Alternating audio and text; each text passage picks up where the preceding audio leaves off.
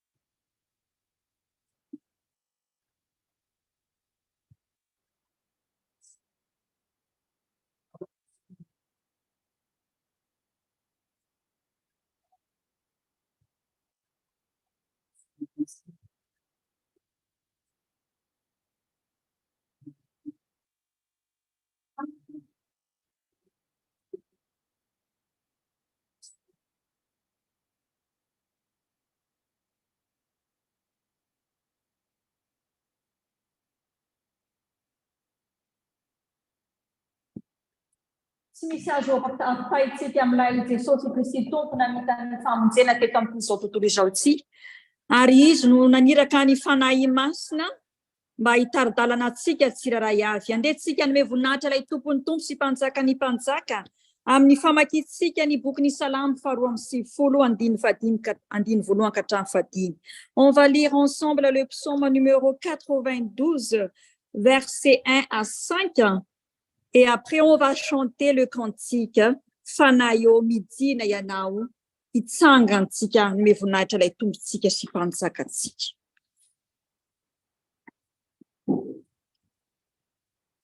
Rehefa hitatsika ny boky ny Salamo, dia vakitsika amin'ny anaran'i Jesosy ny teny. Tsara ny ideran'i Jehova sy ny ankalaza ny anaranao ry avo indrindra o. Ary anambara ny famindraponao noho ny maraina sy ny fahamarinanao noho ny alina. Amin'ny vali torofolo sy amin'ny feondokanga, fampifalianao amin'ny nataonao ao Jehova o. Ny asan'ny tananao no iobiko, Jehova o. Akory ny alehiben'ny ny asanao, lalina indrindra ny fisainanao. Amen. Fanahy eo midiny ianao.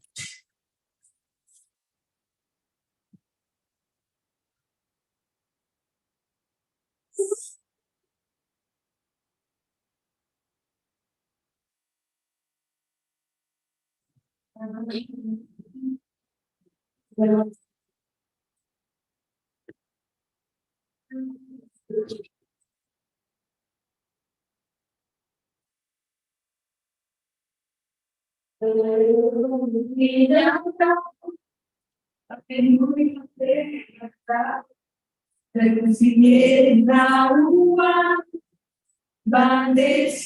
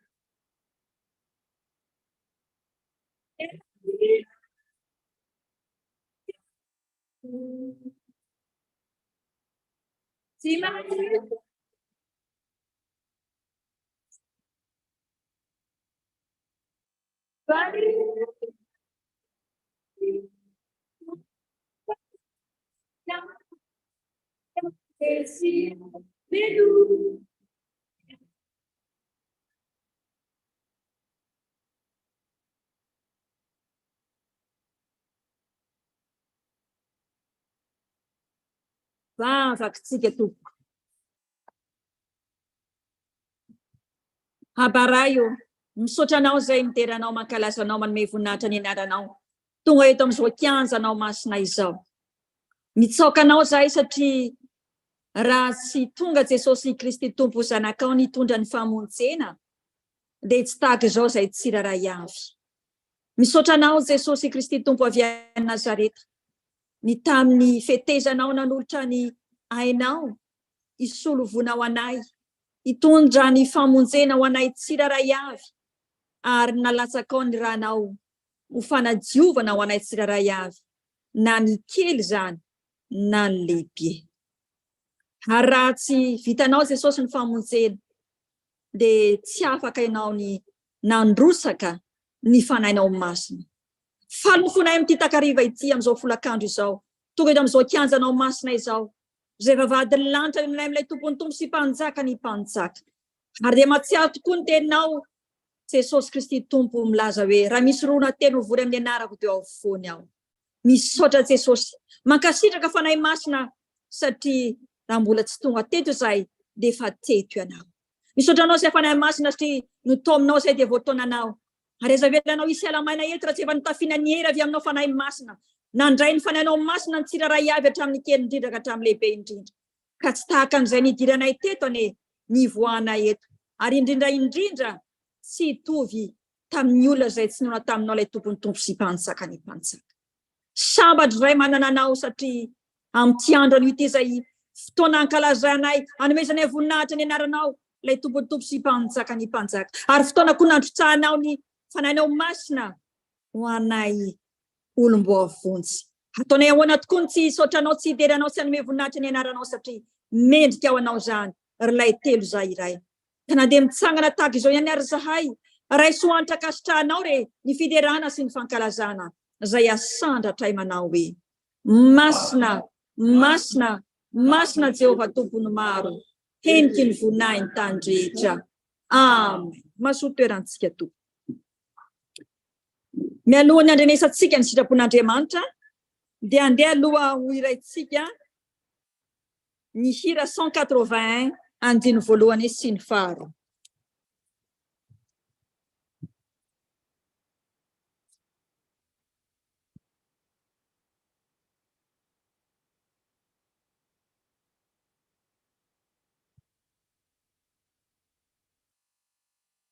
Panampa ny foko asa vao manira, nandapa ny parito sitrao,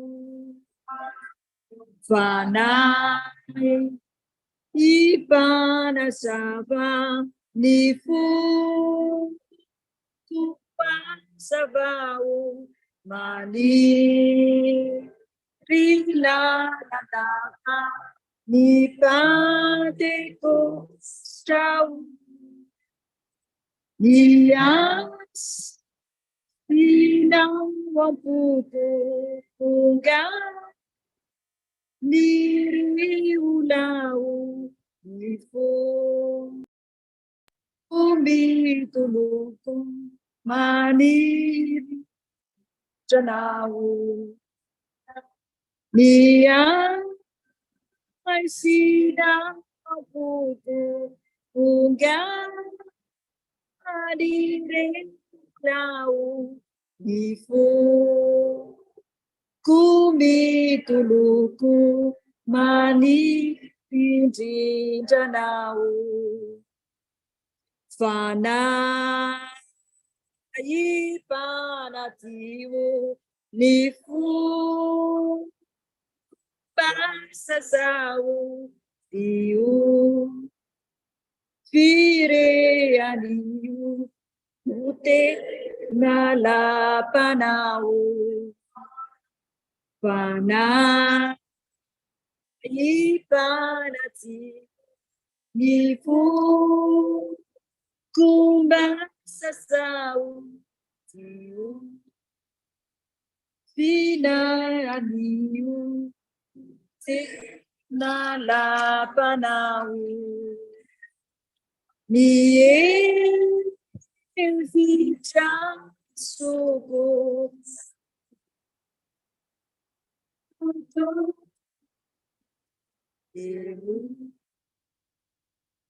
yang suku Yesus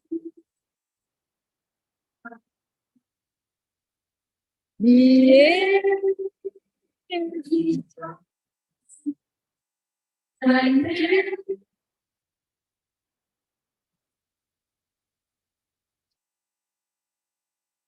Pateis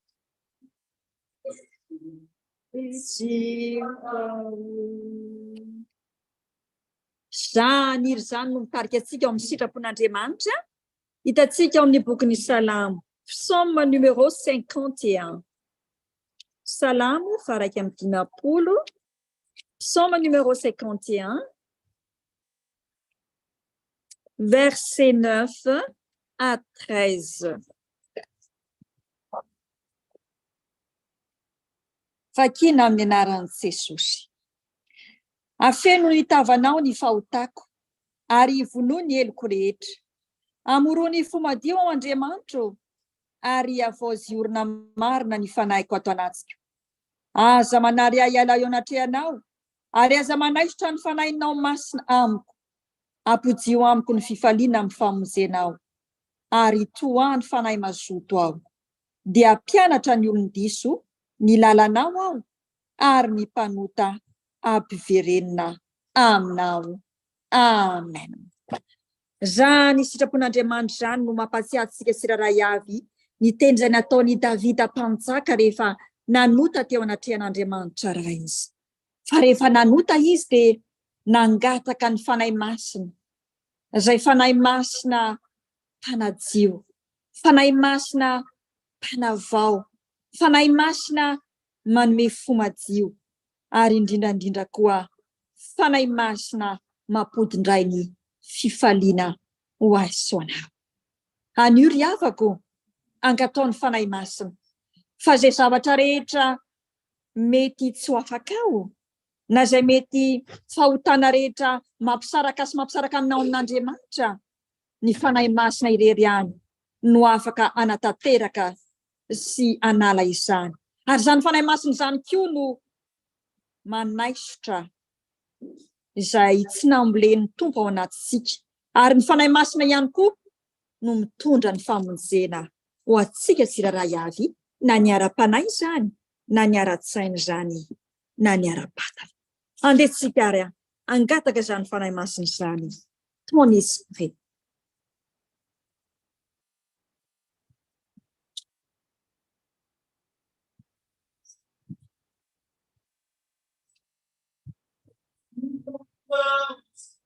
Viva la puissance de ton esprit, envoie ton esprit, viva la puissance de ton esprit, envoie ton esprit.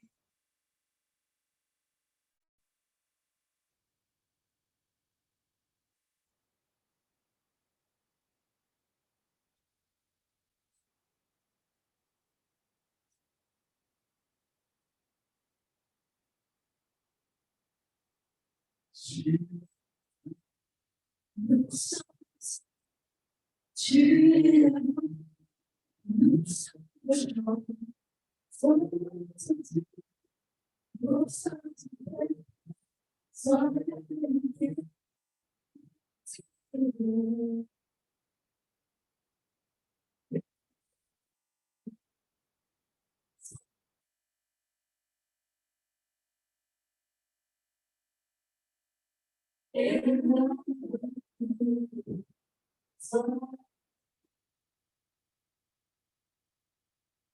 ni par force, ni par puissance, mais par son esprit, envoie ton esprit, ni par force, ni par puissance, mais par ton esprit, envoie ton esprit, ni par force, ni par puissance, mais par son esprit, envoie son esprit, ni par force, ni par puissance, mais par ton esprit, envoie ton esprit.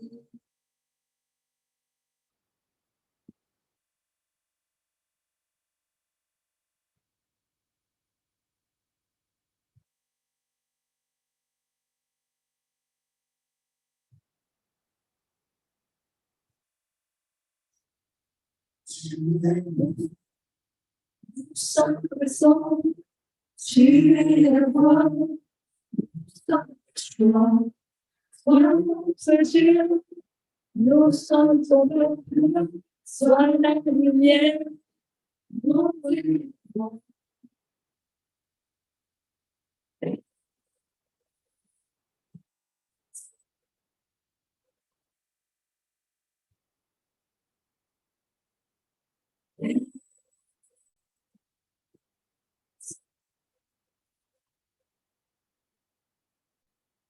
Ni par force, ni par puissance, ni par ton esprit, envoie ni par force, ni par puissance, ni par ton esprit, envoie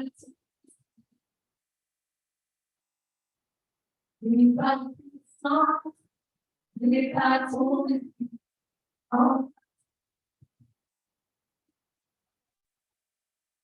par puissance, mais par ton esprit, envoie ton esprit. Vamos na lua, mas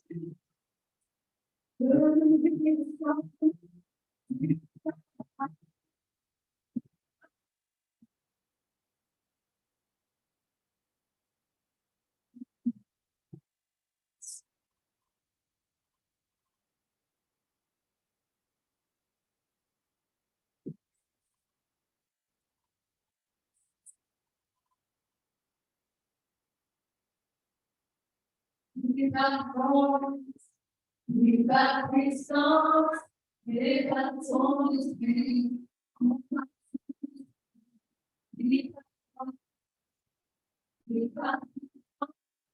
Without Holy Spirit.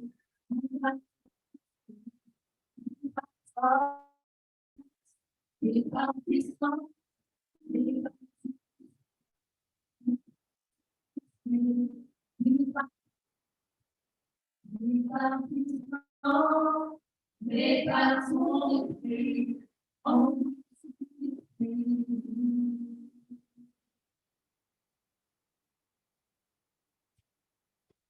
Tsy amin'ny herintsika na mitanjakantsika tokoa ny fanafahan Jesosy fa nohon'ny ny hery ny fanahy masina andehantsika hitsangana hitondra ny tenantsika eo anatrehan'i Jesosy. Tsangantsika ry havana. Vavaka isika.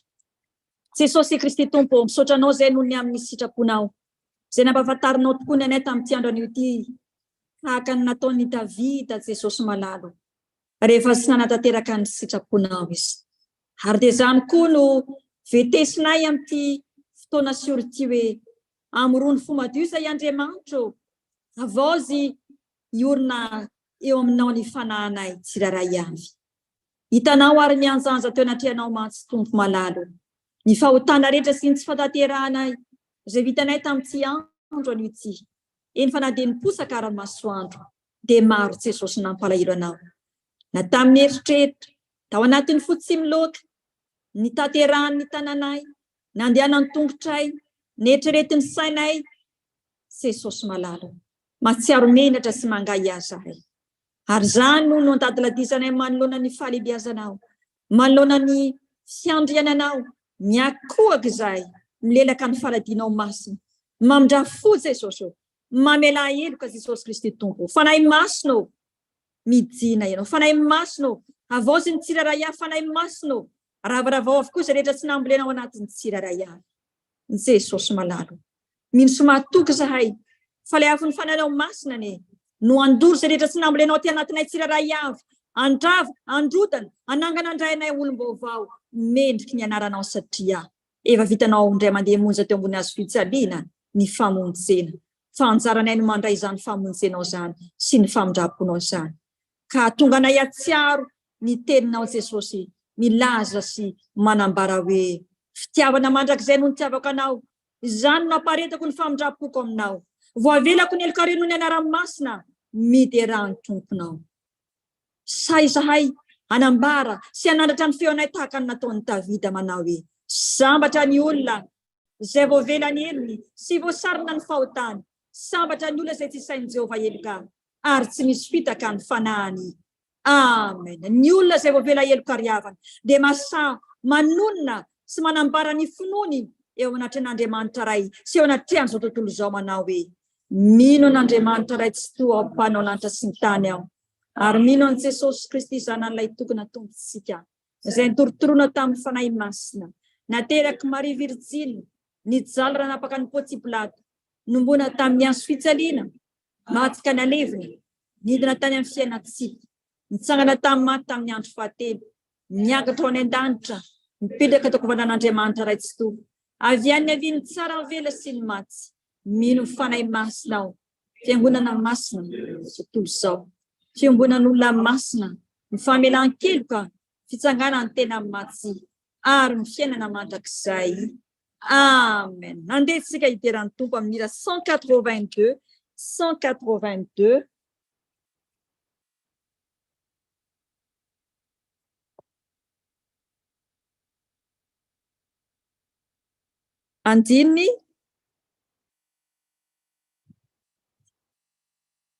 Andiny faharoa sy fahatelo mitovy feo amin'ny 176. 182 mitovy feo amin'ny 176. Ny Pentecosta tonga izany, fanahinao fijina, elomia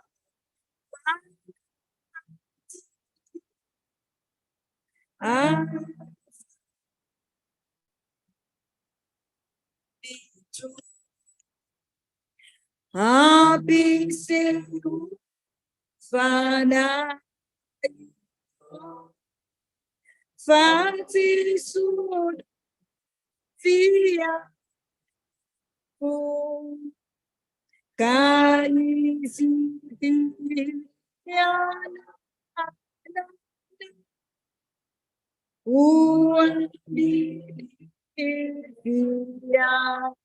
diana dino fahatelo dimba tarihona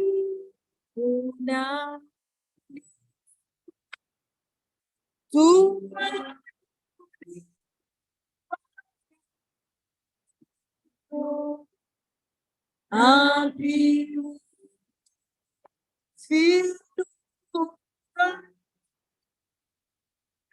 ai bana zany tokoa ny fanahy masina no irinay dia nitoerana mandrakariva anatin'ny fonay ahita mandrakariva ny asanao fanahy masina eo amin'ny lafim-piainanay eo anivo ny tokantranonay eo anivo ny fiangonanao sy eo anivo ny izao tontolo izao aleloia amen mazoto toerantsika toko iroso saditsika amin'ny tantaran'ny ankizy mialohan'ny itsanganana ny tompona anjara amin'izany dia andeha aloha ataontsika ny hira tu m'as donné.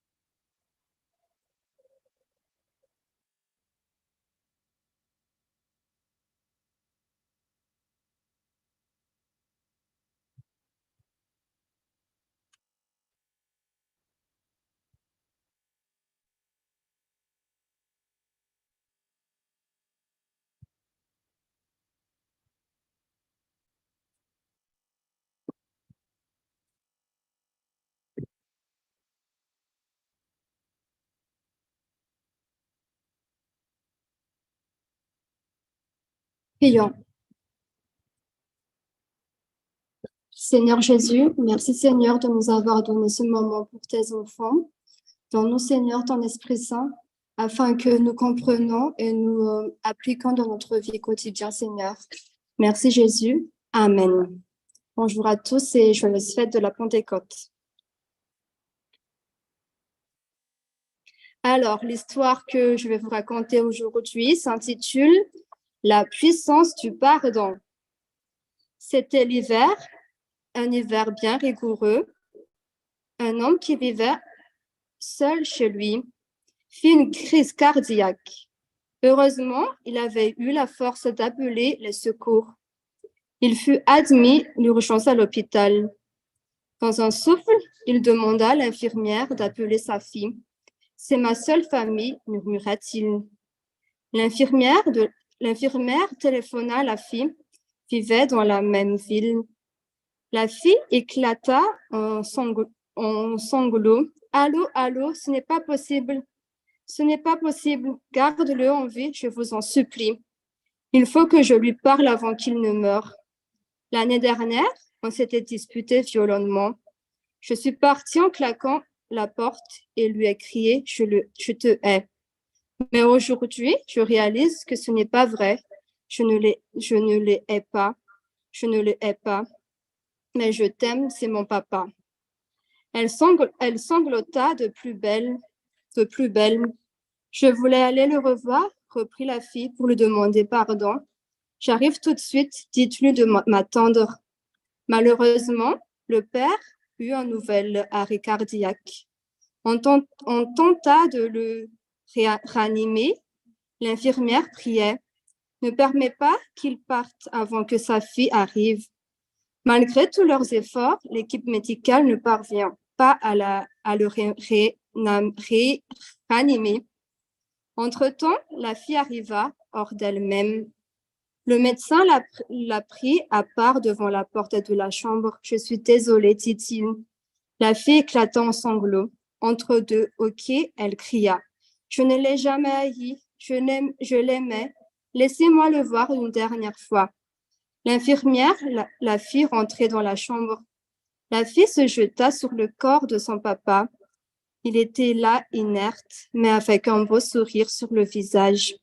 Il était parti avec son sauveur. L'infirmière tourna la tête pour cacher ses propres larmes. Soudain, elle remarqua que le père tenait un morceau de papier. Elle ouvrit doucement la main pour prendre le papier et elle lut « Ma fille chérie, je te pardonne. Je sais que tu ne me haïs pas et moi je t'aime et je prie que tu me pardonnes aussi. Je pars retrouver mon Sauveur, le Seigneur Jésus qui nous a tout pardonné à la croix. Nous nous retrouvons là-haut avec lui pour toujours. Persévère dans ta communion avec le Seigneur. Sache que je t'aime, ton papa. » Quelle grâce! Le pardon nous libère. Le pardon fait de nous des hommes et des femmes libres qui pouvons à nouveau le servir. C'est pourquoi ne laissons pas aucune amertume venir dans notre cœur, mais chercher le Seigneur et crier auprès de lui, afin que nous puissions, avec l'occasion de pardonner et de le dire à la personne que vous avez offensée. À Dieu seul la gloire. Amen.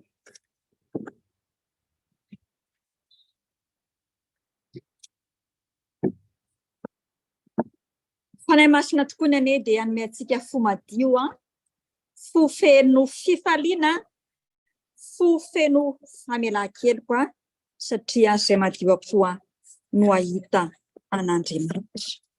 Iroso amin'ny fotoana izay amakina ny tenin'Andriamanitra amin'ny sesitsika alohan'ny vavaka izay hoentin'ireo sampana tanora kristiana satria anisany ihany koa fanateram-bokatra izy zareo amin'ity andro Pentekostra ity. Dia ho tanterahantsika aloha ny hira fanampy ny fahaefatra. Hira fanampy ny fahaefatra dia amiroso avy hatrany ireo mpanompon'Andriamanitra anatanteraka ny famakiana ny tenin'Andriamanitra sy ny vavaka. Ry fanahy eo amin'ny dina manatrehanay anio ianao.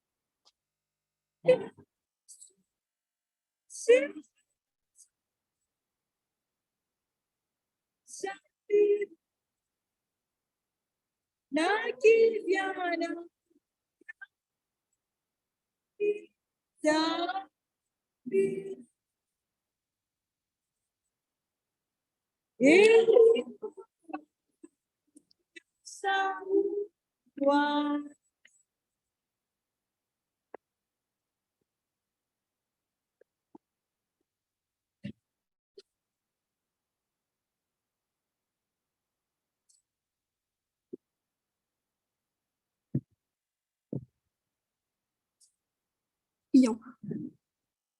Seigneur, merci de nous avoir réunis en ce jour par ta grâce et par ton amour. Aujourd'hui, Seigneur, si nous allons lire ta parole, puisses-toi seul faire sortir de nos bouches tous les mots que tu as posés. Faites en sorte que ta parole, Seigneur, guérisse tout cœur, guérisse toutes les maladies et guérisse toutes les souffrances. En ton nom, Seigneur Jésus, nous prions. Amen.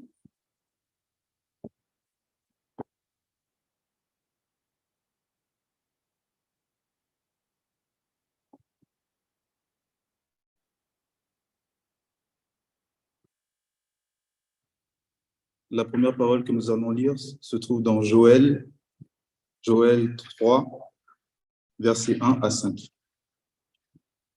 Joël 3, versets 1 à 5.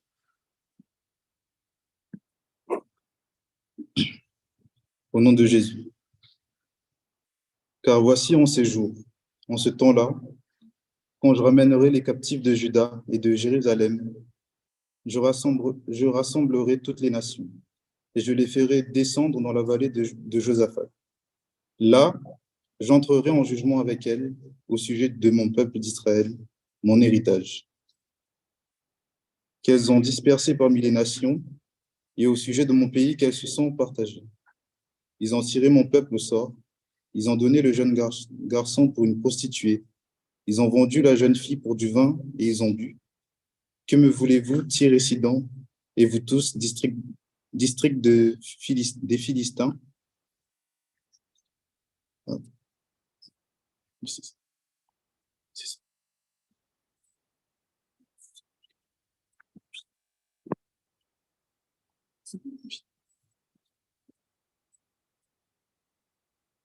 Ils ont tiré mon peuple au sort, ils ont donné le jeune garçon pour une prostituée, ils ont vendu la jeune fille pour du vin et ils ont bu. Que me voulez-vous, Tyr et Sidon, et vous tous, district des Philistins? Voulez-vous tirer vengeance de moi? Si vous voulez vous venger, je ferai bien vite retomber votre vengeance sur vos têtes. Vous avez pris mon argent et mon or, et ce que j'avais de plus précieux et de plus beau, vous l'avez emporté dans vos temples. Amen. C'est possible.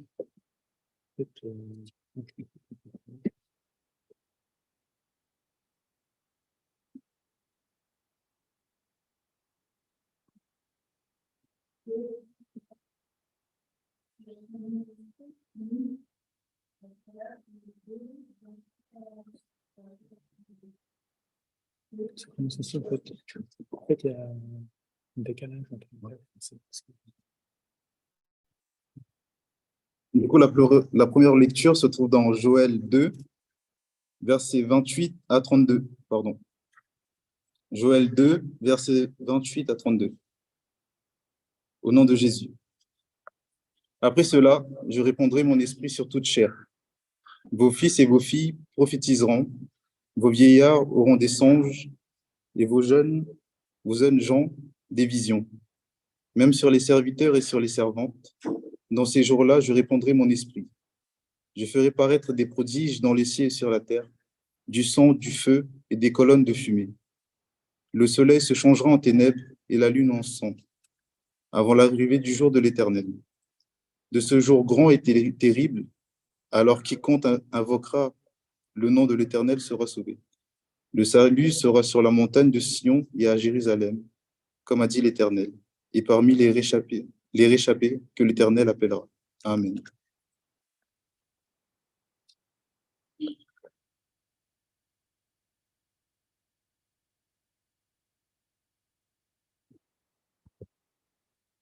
Nous allons continuer la lecture biblique dans Jean chapitre 15, versets 1 à 11. Jean chapitre 15, versets 1 à 11.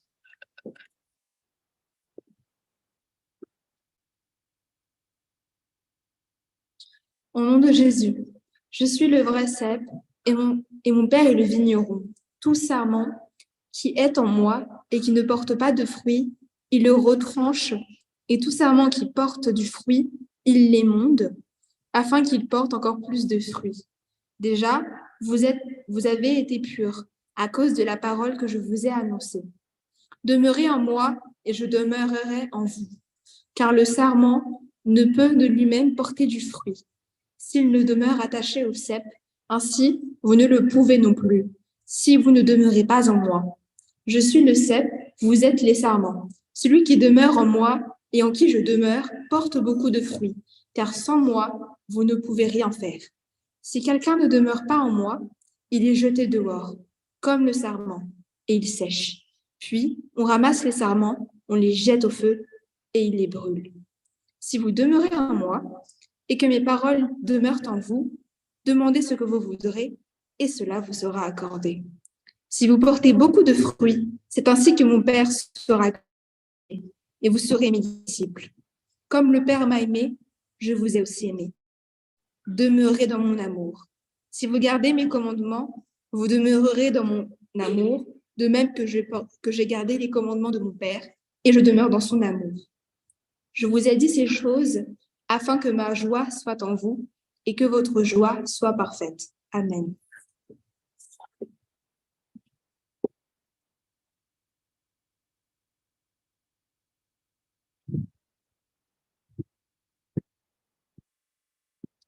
Nous allons terminer la lecture de la Bible dans Actes, chapitre 2, versets 1 à 7.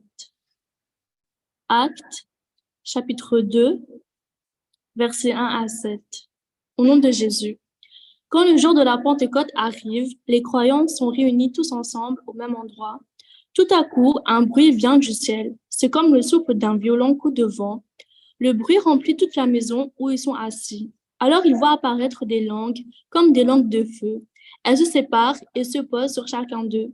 Tous se remplissent de l'Esprit Saint et ils se mettent à parler d'autres langues. C'est l'Esprit qui leur donne de faire cela. À Jérusalem, il y a des Juifs venus de tous les peuples du monde. Ce sont des gens fidèles à Dieu. Quand ils entendent ce bruit, ils se rassemblent en foule. Ils sont profondément surpris parce que chacun entend les croyants parler dans sa langue. Ils sont très étonnés et pleins d'admiration et ils disent « Tous ces gens qui parlent sont bien des Galiléens. » Amen. Seigneur, ta parole est vérité, sanctifie-nous par ta vérité. Amen.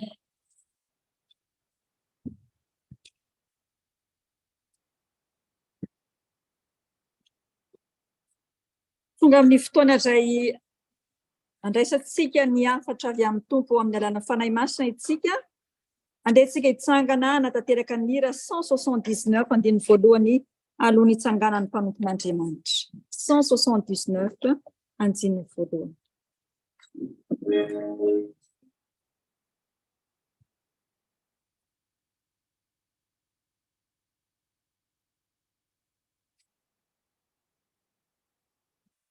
Ny fanahy masina fato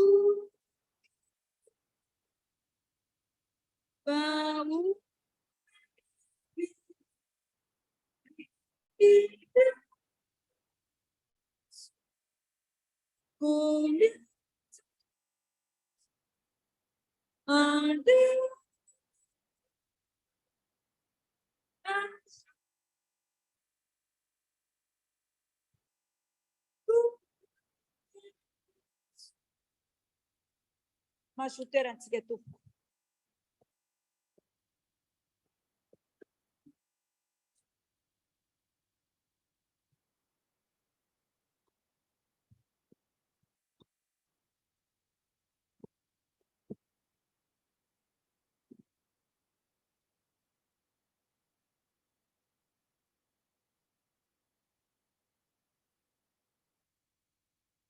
Mbola ampitombona amintsika mandrakariva ny ravana ny fahasoavana mba ampiadana avy amin'Andriamanitra raintsika Jesosy Tompo ary ny fampiraisana avy amin'ny fanahy masina. Amen. Ny fanahy masina no ankalazatsika amin'ity andro ity.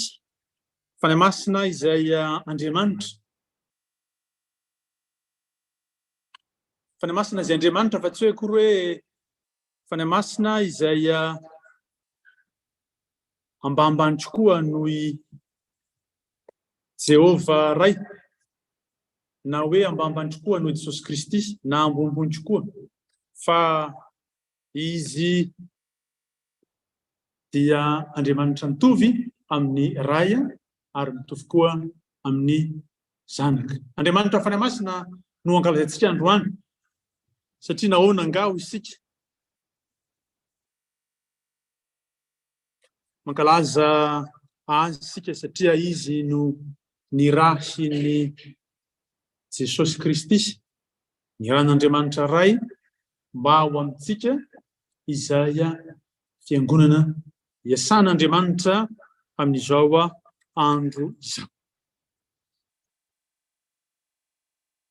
Lohevitra moa araka izany izay voalaza Andriamanitra tao dia hoe omeny antsika ny fanahy masina. Omeny antsika ny fanahy masina. Omeny Andriamanitra antsika ny fanahy masina. Dia mety an-tantentsika hoe atao inona moa fanahy masina, ary misy iza moa tamin'ny fotoana andro dia nantany mihitsy ny apôstôly tamin'ny olona hoe efa nandray fanahy masina ve nareo? Dia namaly ny olona hoe tsy fantatra akory fa efa nomeny izany fanahy masina izany. Na ny fisian'ny fanahy masina aza dia tsy fantatra olona akory.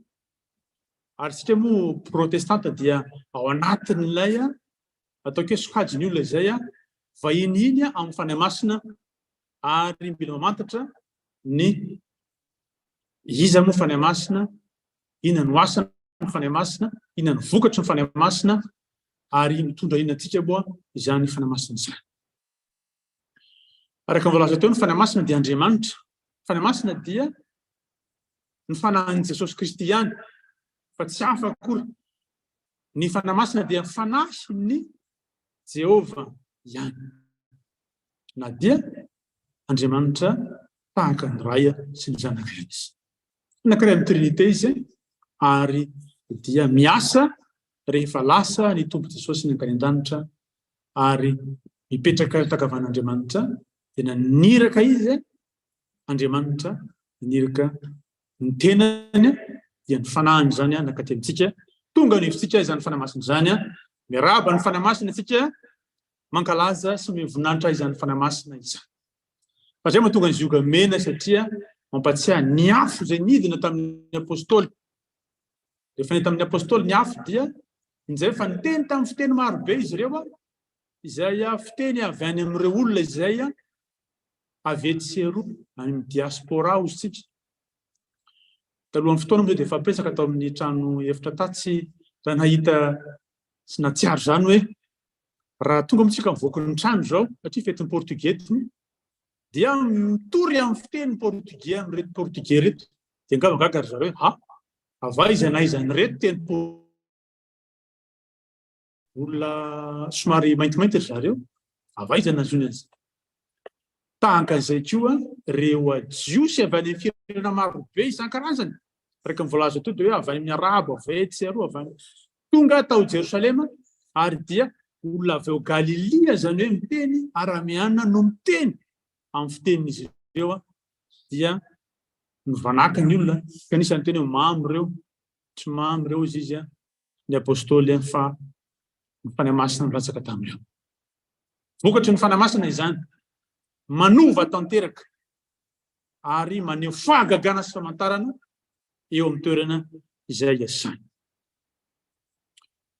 Ilay hoseam-paminany tokoa dia mampahatsiahy amintsika fa izany faminaniana izany satria nilaza izy araka ny famantarana hoe ny zanakareo dia aminany lalàna vavy. Faminaniana inona moa zany? Tsarovany faminaniana dia efa nisy tao amin'ny testamenta taloha. Zany hoe fanahy masina dia efa niasa tao amin'ny testamenta taloha fa tsy tao amin'ny andro izay nisy ny apôstôly Jesosy Kristy akory fa niasa tany aloha be tany ny fanahy masina. Ary ny fanahy masina dia nilaza melony amin'ny fahababony zanak'Israely, niresaka momba ny fibebahan'ny jentilisy, nanambara momba ny faravan'ny Babilôna, naneho mialoha ny faravan'ny Jerosalema ary koa ny fitaran'ny filazantsiny, ary manambara mialoha ankehitriny ny amin'ny andro farany. Ny fitsarana farany, ny firotsahan'ny fanahy masina, ny fananjena ny fiangonana, ny firenenan'ny Jiosy any amin'ny taniny, ny famonena mahakasika an'i Jesosy Kristy manokana, izany rehetra dia lazain'ny fanahy masina tamin'ny soratra masina avokoa. Ny maha-Mesia an'i Jesosy Kristy, ny fahefany, ny fahatongavany nofo, ny fitiavany, ny asa-pisorona izay nitanterahany, ny mahampaminany azy, ny fijaliany, ny fahafatesany ary ny fitsanganany tamin'ny toerany maty mipetraka amin'ny vavan'Andriamanitra ray, maniraka ilay fanahiny amintsika. Izay no hoe ny zanakareo aminany. Nilay antsika anofo. Misy teny vitsivitsy eo amin'ny soratra masina izay manambara izany. Satria moa indraindray manofy ahoana manofy amin'inona moa izany. Dia ohatra amin'izany ny nomeritoko 12 ny 9 tamin'ny andro Mosesy dia efa nanambara izany izy. Zao no misoratra ao amin'ny anaran'i Jesosy. Dia hoy Jehova mba mihainoa ny teniko. Raha misy mpaminany Jehova aminareo dia amin'ny fahitana no isehoko aminy ary amin'ny nofy no itenenako aminy. Izany hoe tsy zava-baovao fa efa nisy hatrany am-piandohana ny fitenen'Andriamanitra amin'ny alalan'ny nofy ary mbola amafisy ny joela mpaminany zany fa ho avy ny andro aminany ilay antitra. Inona koa famantarana? Ny zatovo dia anao inona? Ahita fahitana. Ahita fahitana. Rehefa nivavaky Elisa ho an'ilay mpaminan'ny Jehova, Elisa nandimby an'i Elia. Rehefa nivavaky Elisa, nivavaka tamin'Andriamanitra mba hanokatra ny mason'ilay mpanompo anankiray, satria natahotra azy indro izy hoe ho faty. Dia hoy izy i Elisa hoe aza matahotra. Ary dia nivavaka Elisa ka nisokatra mason'ilay mpanompo. Dia indreo nitafiky Jehova nidina. Dia nivanaky izy ary dia feno hery. Ny fahitana koa dia mety ho laintsika indraindray hanamafy ny fonontsika. Na tsy orena ny fonontsika azy, fa manamafy ny fonontsika mba ahazoantsika matsiaro fa eo Andriamanitra manatrika Jehova. Ny fahoriana dia manomana amin'ny fahitana teo amitaran'ny Joba tsarotsika izany. Ny fahadiovampoa dia zava-dehibe amin'ny fahitana ary ny mpinoany no mahita fahitana araka izay voasoratra amin'ny filazan'ny tsara kan'izany. Jerentsika ohatra Jaona 5:20, andininy 7:20, Jean 14:19 dia milazana. Jean 14:19 mivaraka izao amin'ny anaran'ny tompony.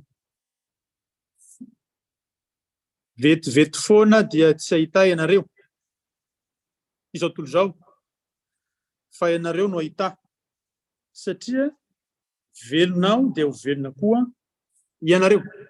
Izany hoe ny mpanaradian'ny sosialy no ahita, fa tsy izao tontolo izao. Izay ilay hoe saditsika ny tsy fantana, fa ianareo mahalala azy ao anatinareo izy. Ka raha manazavana amintsika izany zao mikasika amin'ny fanahy masina dia Andriamanitra efa ao anatinareo ny izany resako izany, fa tsy hoe mbola voatadiavina. Efa ao anatinareo ny fanahy masina izany resantsika izany. Ary izany fanahy masina ao anatsika izany dia fanahy masina izay manambara amintsika fa zanak'Andriamanitra isika. Tena privilège lehibe izany. Raha fantatro izao tontolo izao mantsy fa misy lalana ahafahany mandray izany fanangananaka adoption izany avy amin'Andriamanitra ray izay namorona azy, hipoka ny fiangonana. Hipoka. Ary angamba hiditry ny telo ny efatra. Fa satria tsy fantatry ny olona fa hiverina fa vanitra ny favana ihany ny resahana eto, dia lasa izy manao ny fiainana izao tontolo izao. Mampalahelo. Ianao dia manana andraikitra lehibe ry kristiana, hitondra ny hafatra any amin'izao tontolo izao. Anambara amin'izao tontolo izao fa ny fanahy masina dia manangana azy ho zanak'Andriamanitra raha tiany izany. Fanahy masina mitarika antsika fa amin'izany fahitana izany. Anefa fanahy masina koa dia mampiasa ny finoana antsika, miandra ilay finoana antsika, mikatsaka ilay finoana antsika, araka voalazan'ny bokin'ny Hebreo 4:20. Izany no famantarana omen'ny Joely. Ary ankoatran'izany dia manambara koa i Joely ny mpanompo andatsana ny fanahy masina ho izy. Na dia ny mpanompo andatsana ny fanahy masina. Satria fantatsika fa indraindray moa eo amin'ny fiarahamonina dia hoe izay olona avoavo saranga ihany no manana izany fanahy masina izany. Fa ny mpanompo koa dia omen'Andriamanitra ny fanahy masina izany. Dia manohy azy Joely ka milaza hoe anisy famantarana amin'ny lanitra ambony Andriamanitra sy aty an-tany dia afo, setroka, maizina ny masoandro, lasa rano volana. Izany hoe ho takona izany ho masoandro be io. Asa ahoana moa izany nahatonga an'izany fa dia izay no zava-misy. Ho rano volana izany hoe tahaka ny mena mitorehatra izany io volana io. Riavana ny famantarana avokoa izany fa ho avy ny andron'i Jehovah sady matahotra, fa izy ihany no afaka novovonjy. Izay inona mizotra teo izay izay maninona izy izy izay miantso inaran'i Jehovah, izay miantso inaran'i Jehovah no vovonjy. Ka isika dia manana tombony ho azy satria afaka miantso inaran'i Jehovah direct, tsy misy intermédiaire, tsy misy manerana, mivantana satria mahalala an'izy, mahalala ny Jesosy. Ny asan'ny fanahy masina antsika, mahalala ny Jesosy tsika dia afaka manantona mivantana amin'Andriamanitra ray. Izay ilay hevitra lamba izay nampisaraka ny hevitra misy ny toerana masina sy ny toerana masina indrindra, tritra trany boka raha ty ambany. Izany hoe tsy misy tsony dingana idirana ao no fanatrehan'Andriamanitra feno sy tanteraka fa eto izy ary eo anatinao izy. Zay le tombony lehibe amin'ny sakristiana satria mahafantatra an' Jesosy, mahalala an' Jesosy, manana fanamasina.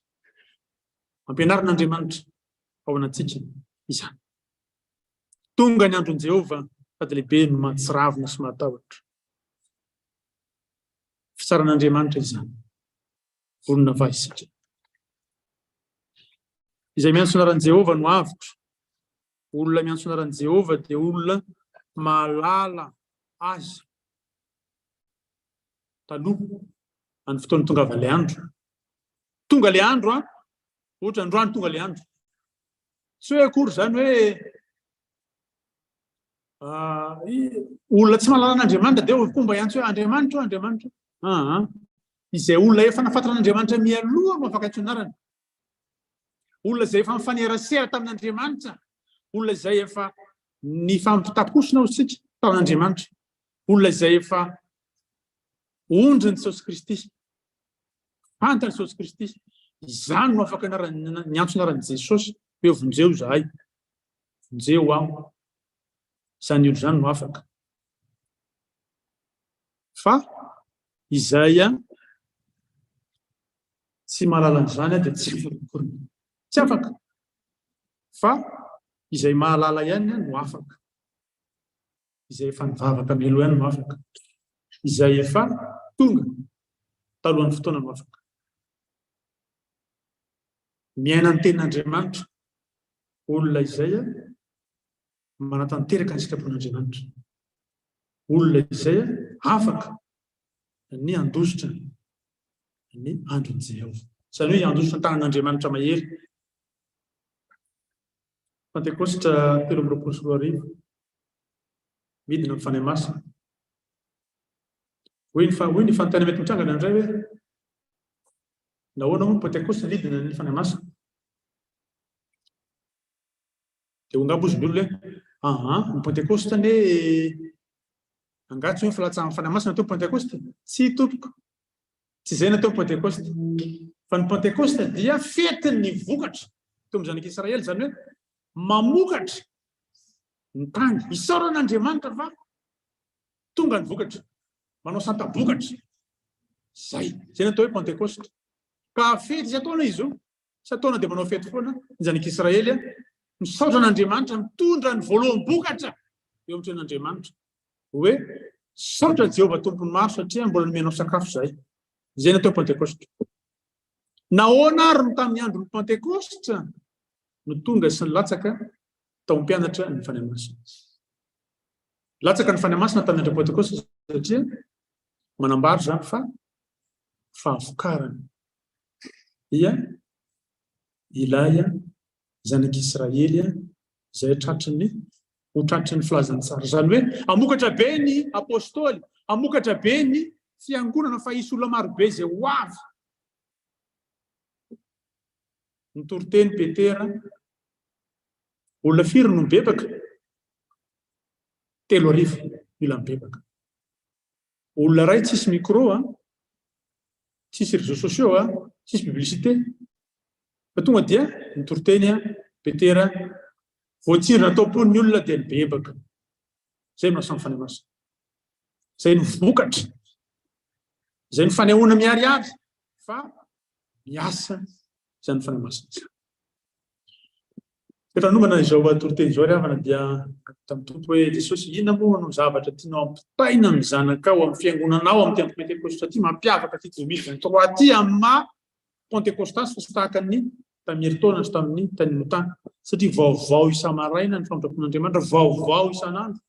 Asan'Andriamanitra Pentekosta vaovao zao tsy mbola nisy hatramin'izay. Zavatra 5 ny tenin'i Jesosy ambarako antsika voalohany aoka angataka fo vaovao sy fanahy vaovao ny tsiraray. Fo vaovao, fanahy vaovao. Araka ny Ezekiela 3:30, 9:20 izany. Omen'Andriamanitra fo vaovao isika sy fanahy vaovao. Rehefa miainga avy ao amin'ny fanahy vaovao sy vaovao ny fanavaozan'Andriamanitra antsika olom-baovao dia miova olom-baovao isika efa lasatra taloha iny vaovan'Andriamanitra. Faharoa mankaraka an'izany, miova amin'ny fanavaozana ny saina hamantarana ny sitrapon'Andriamanitra izay tsara sady ankasitrahana no marina. Romanina 12:10 Romains 12:2. Rehefa mandray fo vaovao sika sy fanavaovao dia mila manino? Miova amin'ny fanavaozana ny saina. Rehefa mahazo fo vaovao sy fanavaovao sika dia isika no miova. Amin'ny voalohany zany sika omena fanavaozo sy vaovao anjaran'Andriamanitra izay. Fa faharoa, dingana faharoa dia izao, isika dia miova ny saintsika. Miova amin'ny fanavaozana ny saina. Izany hoe isika mihitsy no manaiky hoe Jesosy hoe miova, manaiky miova Jesosy. Ary dia sarotra amin'ny olona miova raha tsy manaiky izy ary koa raha tsy mandray an'ilay fanavaozo vaovao. Iotika vitoka vanao ianao, tsy vitanao zany. Fa fanahy masina manteraka azy. Fa ianao koa dia mila manaiky. Ianao ilay manaiky izay dia ilay fiovanao zany, fiovanao, manaiky ianao iova. Fanavaozana saina. Izay ny faharoa. Arao tsara faraveo an-tany ilay faharoa. Fahatelo, mibebao izy. Angatao mba asehon'ny fanahy masina aminao isan'andro izay ratsy nataonao tanatin'ny andro. Tonga zany amin'ny alina aloha natory, aza matory amin'izao fotsiny. Fa mangatao fanahy masina, fanahy masinao, inona ny zavatra tsy mety nataoko androany, inona ny fahotana tokony hibebahako zao alohan'ny atory zao Jesosy. Inona tokony hibebahako zao? Zay vao matory ianao. Dia eritrereto izay nataonao tamin'ny fo maraina, hatramin'ny hariva, hatramin'ny alina. Ny famalaman'olona ve ianao? Teny ratsy ve ianao? Naloto fo ve ianao? Nanao maso ratsy ve ianao? Nikasanao zavatra ratsy ve ianao? Zany natao olona bebaka. Dia tsy manao zany intsony. Mangataka ny herin'Andriamanitra mba tsy hanao zany intsony. Hoe tsika manova ny fiainantsika fa fanahy masina antsika no manova antsika no ilay fanavaozo vaovao. Fa ianao koa dia manaiky ovan'ny fanahy masina, manaiky amboarin'Andriamanitra. Manaiky fa diso ary tsy manao intsony izay ratsy izay. Mitodika ivon'ny fahotana. Mihodina 360 degré.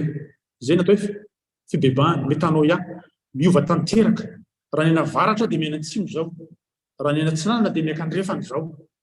Izay natao olona miova fa sy mibebaka fendry tanteraka. Izay ny fahatelo. Fahaefatra dia ka tsy sahy fanjakan'Andriamanitra sy fahamarinana dia hanampy anareo zany zany. Aiza misy an'izay? Toroteny tena-tenimbohitra.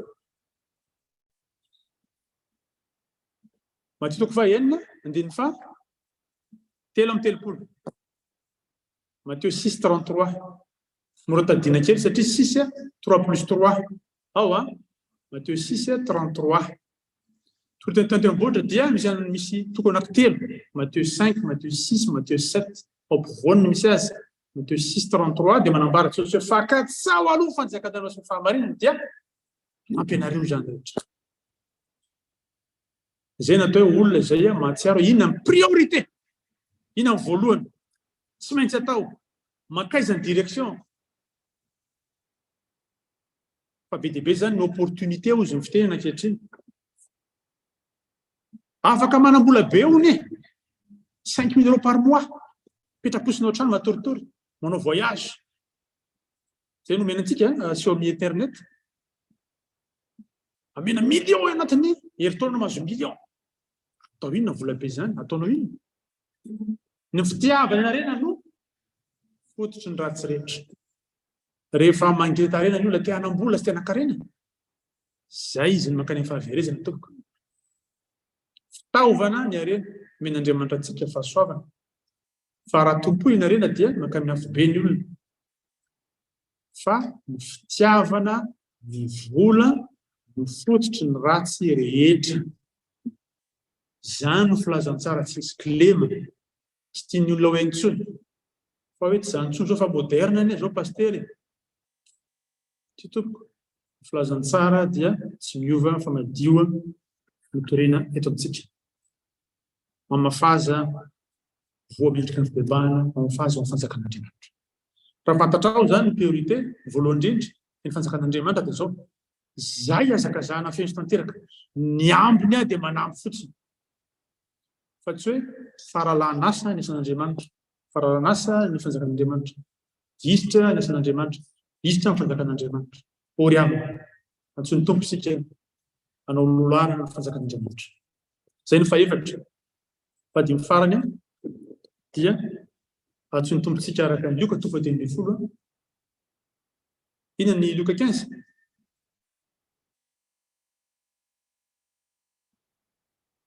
Mamaky Baiboly, lis la Bible, prie chaque jour, prie chaque jour, prie chaque jour.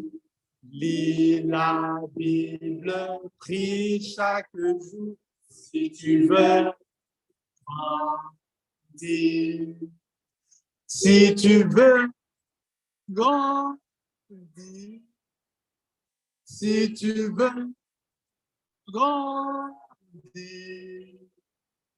lis la Bible, prie chaque jour, si tu veux grandir. Ina Luka 15, Sanakadala, Frantsakely very, Sini?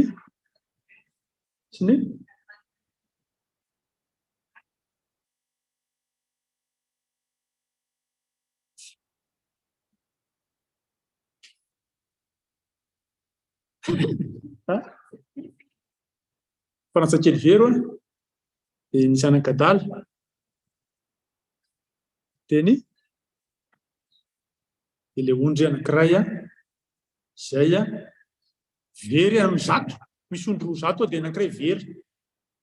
Raha calcul an'izao dia hoe izay anankiray ny valao very ihany, fa mbola misy 90 atoko. Ianao koa an-tany andro an-tany andro tiany zao tontolo zao hitady an'iny anankiray very iny, tsy tompoko fa amin'Andriamanitra dia zava-dehibe anankiray very iny noho ny 90 zay tsisy antony tokony bebahanao izy. Ohatra manontantena any amin'ny teny sosio ny 9:90 izy tsy misy antony tokony bebahana. Tena zany tokoa ve ny tiany tompo lazaina hoe tsy antony bebahana 9:90. So dia hoe olona tsy te hibebaka ny tena tia lazaina. Anjarantsika mieritreritra. Fa izao fotsiny hoe mitady tsy hamonjy ny very ny zavatra fahadimy izay nambaran'ny tompo amin'izao andro Pentekosty izao. Ina ilay voalohany ary? Misaotra rahalahy, fo vaovao sy fanavaovao. Izany hoe olona manana fo vaovao sy fanavaovao anaty zany. Faharoa, miova amin'ny fanavaozana ny saina. Miova amin'ny fanavaozana ny saina, miezaka avy aminao io. Satria efa manana ny fanamasina ianao, efa nomena fo vaovao dia afaka mibaiko ny sainao anao, tsy handeha milalina sisy intsony. Manomboka eo. Zay faharoa. Fahatelo, mibeba, zany hoe isan'andro manota foana ny olombelona iny. Io ilay izay ny Salamo 7 hoe Andriamanitra dia tezitra raha tsy bebana isan'andro manasa ny sabany. Izany antsika zany dia manota foana vao mijery, mieritreritra ao anatin'ny fo sy ny sainao dia ratsy ny olombelona. Fa mila matsiaro zany hoe tsy mety tompo nataoko mibebaka anatrenao dia miezaka tsy hanao zany tsony satria fantoko fa ratsy zany. Ka ny ota izay atsinady dia efa tsy naharateo, fa ny ota izay fanahinina dia tsy eken'Andriamanitra satria ianao mihitsy mbola manao an'ilay izy nefa fantatra fa tsy azo atao. Zay ilay hoe mibebaka. Zay mibebaka fahatelo. Faefatra dia atsao no fanjakan'Andriamanitra sy ny fahamarinana. Cherchez d'abord le royaume de Dieu. Atsao. Izany mikatsaka izany dia olona tena manao fomba rehetra azahoana azy. Hoe mikatsaka, izay mihitsy mikatsaka zany dia rehetra. Fotoana hoe mikatsaka akory fa mikatsaka izany hoe mitady amin'ny fomba rehetra. Ahoana fomba azahoako an'io? Ahoana fomba azahoako fanjakan'Andriamanitra io? Zay hoe tenin'Andriamanitra dia hoe mibosesea amin'ny varavarana. Ety. Lalana ety koa makany an-danitra fa miditra koa ny fanjakan'Andriamanitra dia ety. Ary nasian'ny tompony Andriamanitra ny propôn'Andriamanitra anankady zao hoe rehefa mankany an-danitra dia tsirairay. Ka raha ohatra olona roa tsy tafiditra fa tsirairay miditra. Ka noho izany dia tsaraina tsiraintsika ny tonga ao. Mampiorory zany hoe ho tsarain'Andriamanitra zany. Soa manana avoka tsara itsika. Dia izy dia avoka tsara io. Jesosy Kristy avy any Nazareta ny avokatsika rehefa tonga ny tribunal an-danitra. Saotra ny Jesosy lehibe, natona ny Jesosy mizana. Izay no faefatra ary dia ny fikatsahana fanjakan'Andriamanitra. Ny fahadimy dia ny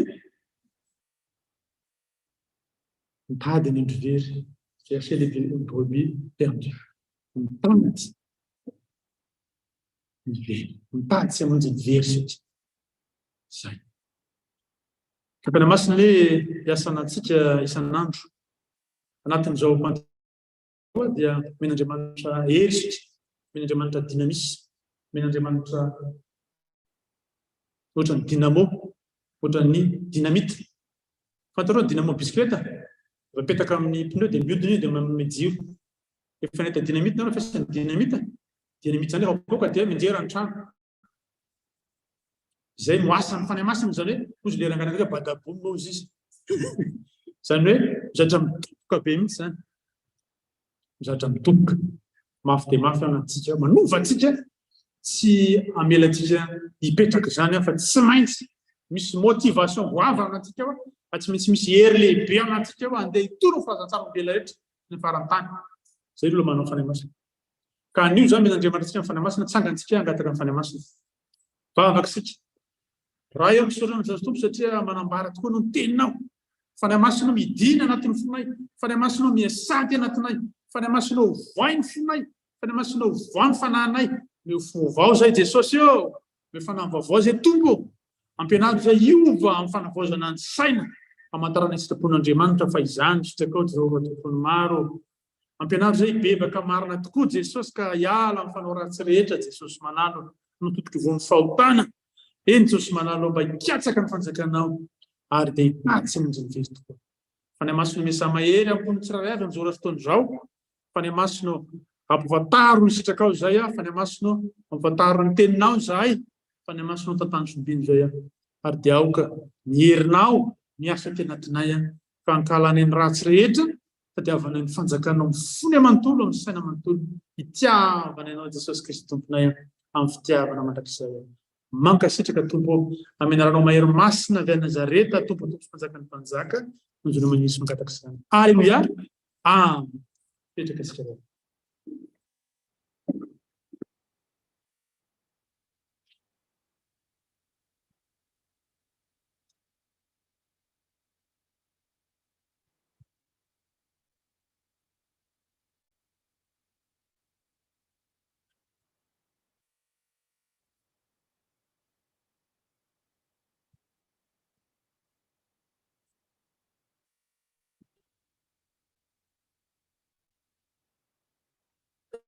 Que la grâce et la paix de notre Seigneur Jésus-Christ nous soient adressées en ce jour. C'est le dimanche de la Pentecôte et nous célébrons le Saint-Esprit, le Dieu qui est esprit, l'esprit que Dieu a donc envoyé. Le thème d'aujourd'hui est « Le Saint-Esprit nous est donné ». On peut se demander pourquoi est-ce qu'on aurait besoin du Saint-Esprit. Et au temps des apôtres, ils ont demandé à un moment donné, quand ils sont arrivés dans une certaine population, leur demandant « Est-ce que vous avez déjà reçu le Saint-Esprit ?» Et les gens ont répondu « Nous ne savons même pas qu'il y avait un Saint-Esprit, nous ne savons même pas qu'il y avait un Esprit de Dieu. » Et à ce moment-là, les apôtres leur ont expliqué qui était le Saint-Esprit, qu'il avait déjà été répandu sur les apôtres et qu'il était appelé aussi à être donné aux autres nations qui recherchaient le Seigneur Jésus-Christ. Donc le Saint-Esprit, c'est l'Esprit du Père et c'est l'Esprit de Jésus-Christ. Et quand Jésus est parti, il a demandé au Père d'envoyer le Saint-Esprit pour que les disciples et toutes les personnes qui croiront en lui puissent recevoir une puissance pour accomplir les œuvres de Dieu. Voilà pourquoi d'ailleurs aujourd'hui, la tenue pastorale est rouge. Ils ont un truc rouge, de couleur rouge, parce que c'est le signe du Saint-Esprit qui est descendu comme un feu sur les apôtres. Quand ils étaient dans la salle de préparation, Il se disait, imaginez que le Saint-Esprit descende comme au temps des apôtres et qu'on se mette à partager la parole de Dieu aux Portugais parce qu'ils ont une fête aujourd'hui. Et on leur parle de Jésus en portugais, alors que, bon, à moins d'être brésilien, nous sommes plutôt foncés pour des Portugais, et ils pourraient être surpris de cela. Pareillement, Joël, le prophète, nous rappelle, dans le premier texte que nous avons lu, cette prophétie que le Saint-Esprit sera donné et que les gens recevront des visions et des rêves. Pourtant, le Saint-Esprit a déjà été donné auparavant. Il a déjà œuvré avant que Jésus-Christ ne vienne. Le Saint-Esprit a parlé de l'autorité de Jésus, il a parlé de sa venue en chair en disant « le Messie sera donné », il a parlé de son amour, il a parlé du ministère du prophète de Jésus, mais aussi de sa place de Messie et le fait qu'il soit loin de Dieu, la personne qui a été élue par Dieu pour pouvoir sauver les nations. C'est entre autres les choses que le Saint-Esprit a annoncées.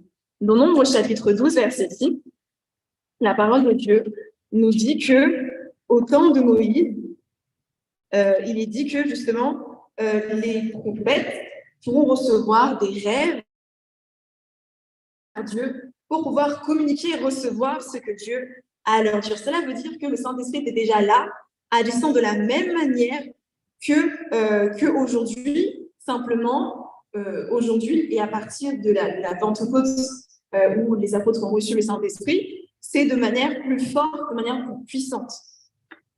Dans Joël également, cela est rappelé, et il ajoute que les jeunes gens auront des visions. Nous avons un exemple, une illustration dans la parole de Dieu. Le prophète Élisée, c'est lui qui a succédé Élie.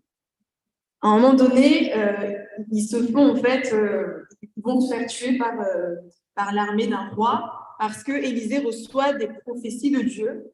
Et du coup, le roi n'est pas content parce que les enfants d'Israël sont sauvés à chaque fois. Et à ce moment-là, nous avons Élisée, son serviteur, qui est du coup un jeune garçon. Et Élisée voit des choses dans le monde spirituel que ce jeune garçon ne voit pas. Et le garçon commence à avoir peur en disant « mais on n'est que 2 maîtres et eux, ils sont une armée extrêmement nombreuse. Qu'allons-nous faire? Nous allons nous faire tuer. Ils sont juste en face. » Et à ce moment-là, Élisée dit quelque chose à Dieu en disant « Éternel, ouvre ses yeux pour qu'il voie. » Et l'Éternel ouvre les yeux du serviteur qui vit la montagne pleine de chevaux et de chars de feu autour d'Élisée. Cela veut dire qu'il y avait déjà des visions que Dieu donnait à ses prophètes et à celles et ceux qui le cherchaient. Donc les visions nous permettent d'être fortifiés, d'être encouragés. Toutefois, les visions sont données seulement à celles et ceux qui sont à la recherche de Dieu et qui croient en Jésus-Christ. C'est pour cela que Jean, chapitre 14, verset 19, nous dit au nom de Jésus. Jean, chapitre 14, verset 19.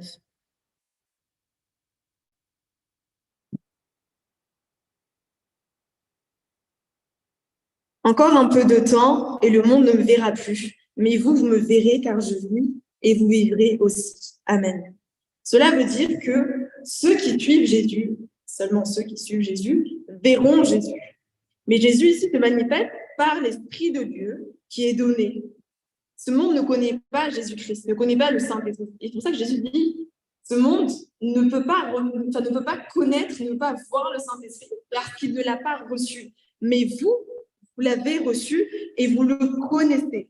Ainsi, le Saint-Esprit, c'est une personne, c'est Dieu qui est en nous. Donc, on n'a pas besoin de chercher encore. Ici, le Saint-Esprit est présent et ailleurs, il n'est pas...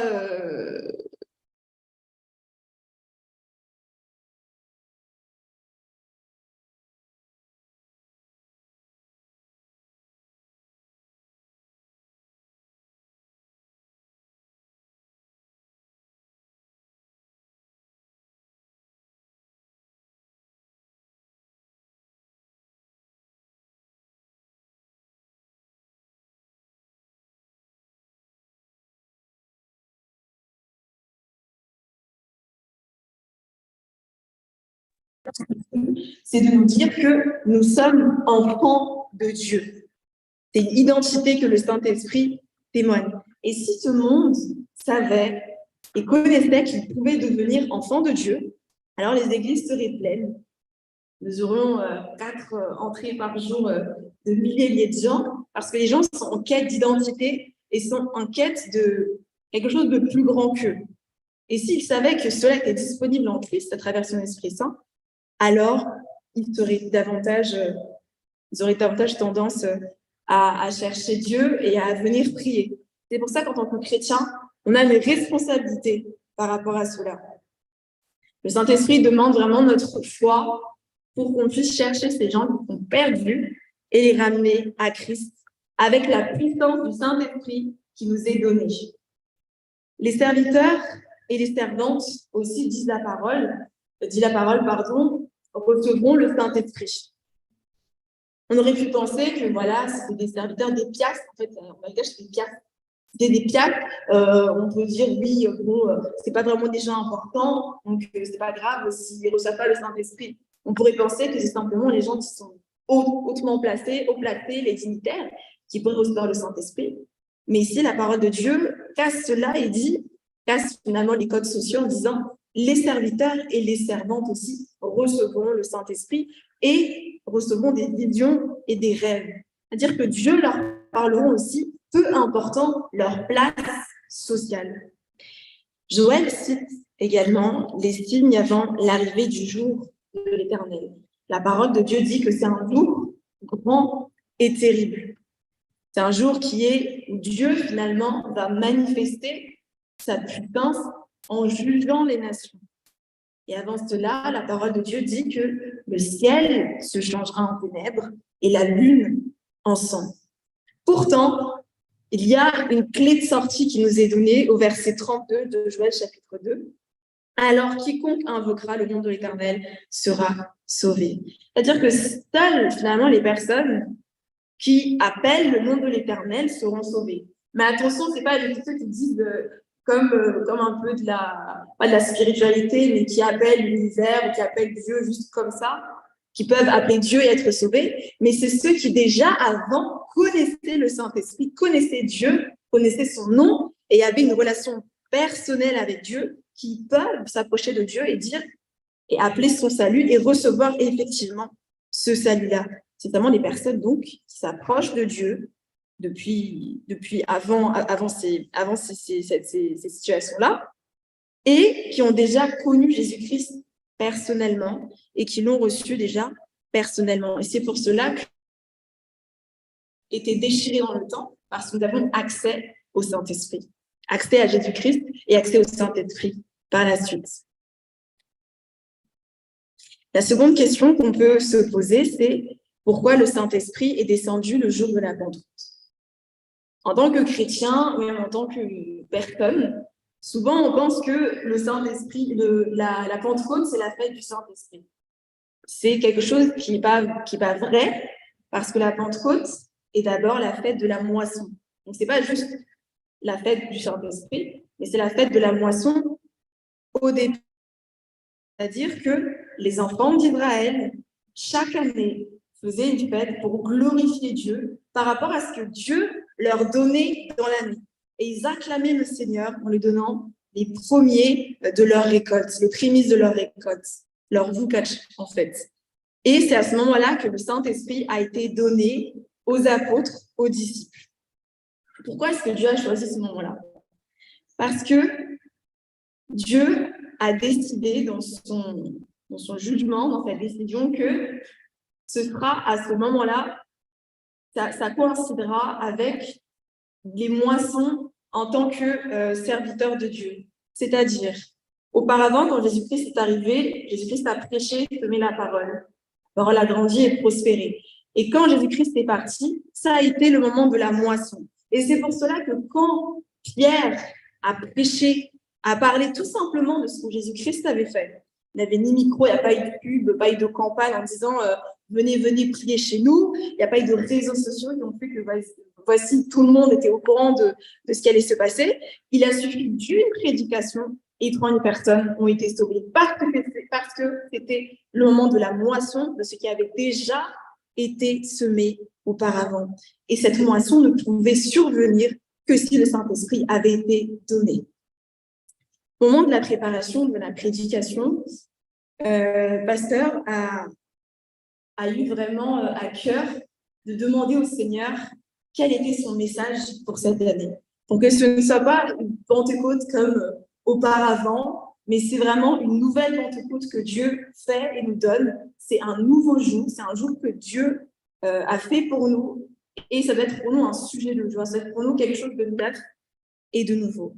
La première chose que Dieu nous dit parmi les 5, c'est de demander un nouveau cœur et un esprit nouveau. Comme Ézéchiel nous dit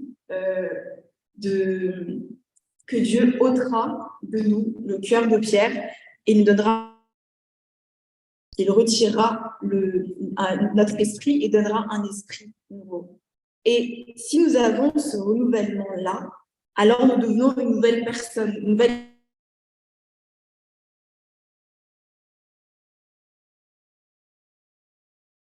chose nouvelle. Ça, c'est la part de Dieu.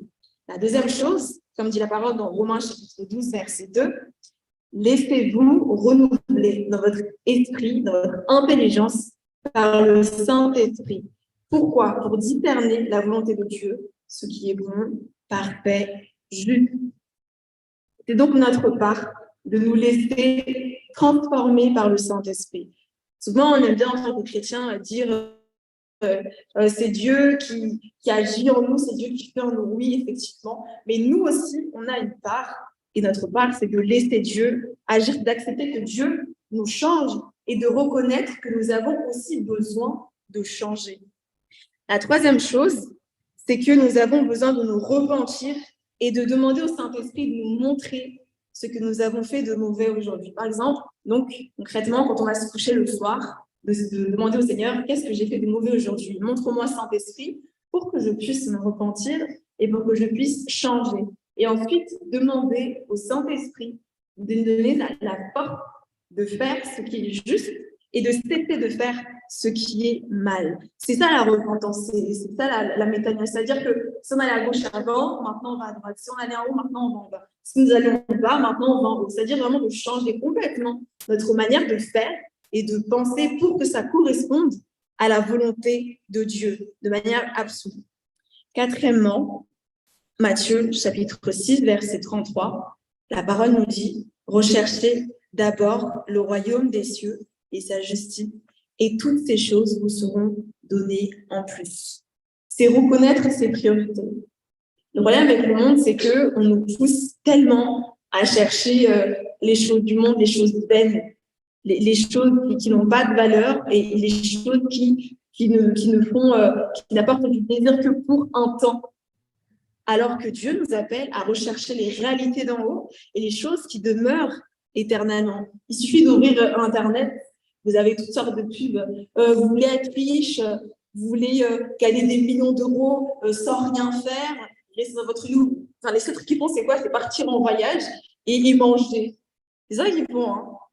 Et c'est gravissime parce que c'est limité à des choses complètement terrestres et complètement futiles. Et on oublie complètement la place de Dieu, on oublie l'importance de Dieu. Les gens diront, oui, mais bon, nous sommes dans la modernité, maintenant il faut accepter d'être un peu à l'heure de la société dans laquelle on vit. Mais la parole de Dieu est éternelle, elle ne change pas, elle est immuable et elle fonctionne pour toutes les générations. Ça veut dire que même si le monde nous dit et nous montre par A plus B qu'il faut faire ci, mais que c'est contraire à la parole de Dieu, c'est la parole de Dieu qui doit primer. Et enfin, dans Luc chapitre 15, cherchez la brebis perdue. C'est-à-dire, aujourd'hui, le problème, je trouve, et je pense que nos pasteurs sont d'accord avec ça, c'est que les chrétiens sont restés des chrétiens du dimanche. On aime bien remplir les chaises, on se connecte sur Zoom, on fait un peu on est un peu spirituel pendant un temps. Et puis, du lundi jusqu'au samedi, Jésus est un peu évacué, pas trop prêché, pas trop parler de Jésus, parce que sinon, les gens, ils vont, dès qu'ils entendent Jésus, de toute façon, les gens, ils deviennent fous. Et nous, du coup, on accepte cela. Et on commence un peu à vivre un peu entre deux chaises et on ne va pas chercher les brebis perdus. Par exemple, si on dit allez prêcher aux gens au travail, déjà, on risque si c'est un truc plus oublié, on risque de se faire virer parce qu'on n'est pas censé parler de Jésus et de Dieu au travail. Et puis on a peur de la réaction des gens en disant ah mais qu'est-ce qu'ils vont dire, elle est athée, lui est athée, lui ou elle, ils ont une autre religion. Pourquoi on parlerait de Jésus? Mais qui va aller prêcher à ces gens? Qui va leur dire c'est Dieu qui nous a placés dans leur vie? Imaginez que vous êtes la seule personne qui pourrait, dans toute leur vie, leur parler de Jésus. Là, imaginez la responsabilité de ce que c'est. Ça veut dire que, potentiellement, ils n'entendront jamais parler de Dieu si ce n'est pas à travers. Et donc, Dieu nous appelle vraiment à chercher ces brebis perdues, quitte parfois à prendre certains risques et en nous laissant conduire par le Saint-Esprit qui est là pour nous donner la force et la puissance. La Bible dit que si on ne se repent pas, Dieu aiguise son épée. Ça veut dire qu'il est prêt à sanctionner parce qu'il est un Dieu juste. Il est un Dieu qui est là pour remettre les choses en place. Et donc, nous, ce que nous avons à faire, c'est de rechercher la face de Dieu, de laisser le Saint-Esprit agir et d'accepter d'être changé pour faire ce qui est bon et cesser de faire ce qui est mauvais. Le Saint-Esprit est dynamique, ça veut dire qu'il y a une dynamique dans le Saint-Esprit. Il y a une puissance là où on n'ose pas faire quelque chose. Sur le Saint-Esprit, là, on ose dire, on ose faire, on ose prêcher Jésus, même si, auparavant, au contraire, on a des peurs, et les disciples, c'est pareil, ils avaient peur de prêcher, ils étaient cachés au moment où ils ont reçu le Saint-Esprit. Mais quand ils ont reçu le Saint-Esprit, ils sont descendus de la chambre haute pour aller prêcher aux nations qui étaient là, présentes à Jérusalem pendant la fête de la Pentecôte. Cela veut dire que nous aussi, en tant que chrétiens, parce qu'on a reçu le Saint-Esprit, et bien, nous allons recevoir davantage pour que vraiment ces eaux vives de Dieu viennent nous remplir. Et bien, nous avons cette puissance-là. Et donc, ne limitons pas Dieu dans notre tête en disant « Ah, je ne peux pas faire parce que si ça. » Si Dieu nous envoie, agissons selon ce que le Saint-Esprit nous dit. Nous avons besoin vraiment de cette impulsion du Saint-Esprit pour faire de toutes les nations des disciples parce que dehors, là, en dehors de ces murs et en dehors de Zoom, il y a encore des gens, des milliards de gens qui sont perdus et qui n'attendent que nous pour pouvoir être sauvés. Nous allons nous lever pour prier. Seigneur Jésus-Christ, merci pour ta bonté et ta bienveillance. Seigneur, parce que tu as dit que voici, tu déverseras sur toute chair ton Esprit Saint. Et c'est ton Esprit, Seigneur, que tu donnes. C'est pas simplement, comme on dit, l'Esprit est un cadeau, est un don de Dieu. Oui, mais en fait, c'est toi qui te donnes en nous et que nous recevons, Seigneur Jésus-Christ. Saint-Esprit, nous te demandons de nous remplir. Saint-Esprit, nous te demandons de nous compléter. Saint-Esprit, nous te demandons, Seigneur, de remplir là où il y a le manque. Là où nous avons essayé de remplir par des choses du monde, Saint-Esprit, viens remplir notre cœur. Que des eaux vives, Seigneur, qui viennent de ton trône, viennent vraiment remplir notre cœur et notre vie pour toutes les personnes ici présentes, pour toutes les personnes qui nous suivent en ligne, Seigneur, maintenant, que ton Esprit Saint descende et remplisse là où les eaux ont été jusqu'à nos chevilles, ou encore à nos genoux, ou à notre taille, ou à notre tête, que nous soyons désormais submergés dans les eaux du Saint-Esprit, submergés par tes eaux vives, Seigneur Jésus-Christ, l'esprit de vie, l'esprit de vérité, l'esprit de consolation, l'esprit de justice, l'esprit de Dieu, l'esprit de la connaissance, l'esprit de la sagesse, l'esprit de la crainte de l'Éternel, l'esprit du Seigneur Dieu vivant nous remplit et nous complète maintenant. Que ton feu, Seigneur, descende de ton trône et survienne, Seigneur, sur nous, pour qu'on puisse, Seigneur Jésus-Christ, de un, Seigneur, reconnaître que nous sommes enfants de Dieu, que nous avons une belle identité et que nous avons été appelés à faire des nations, des disciples,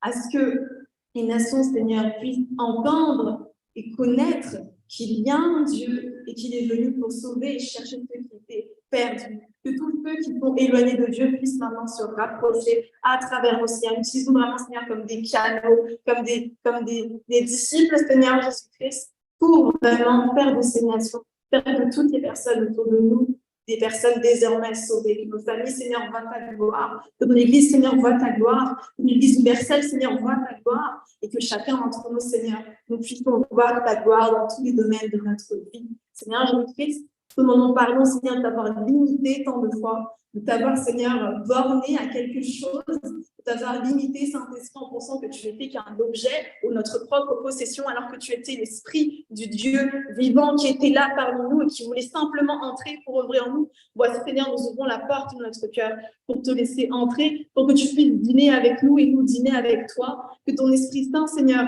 vraiment vienne brûler en nous. Et comme dit ta parole à travers ton prophète, qui dit que voici, la parole de Dieu est en moi et brûle, et je ne peux pas contenir ce feu. Alors Seigneur, qu'à partir d'aujourd'hui, qu'on ne puisse pas contenir ton Esprit Saint, mais qu'on se laisse changer et qu'on puisse aussi, Seigneur, aller changer le monde, Seigneur, en ton nom.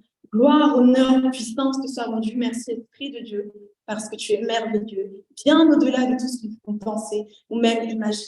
Alléluia. Amen.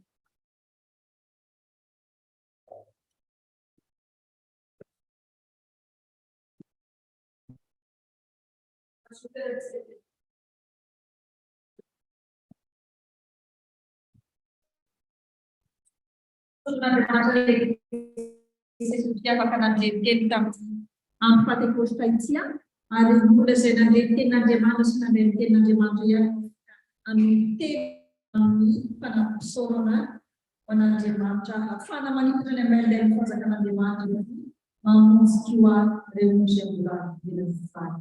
Eo ampanaterantsika ny fanatitra dia ampanaterantsika ny lalena inton'ny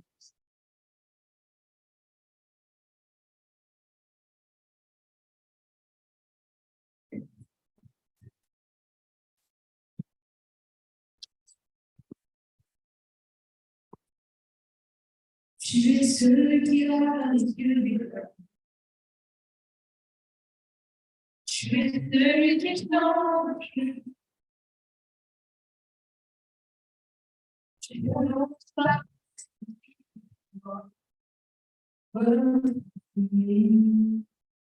Jésus. Tu es celui qui a les yeux. Tu n'appelles pas.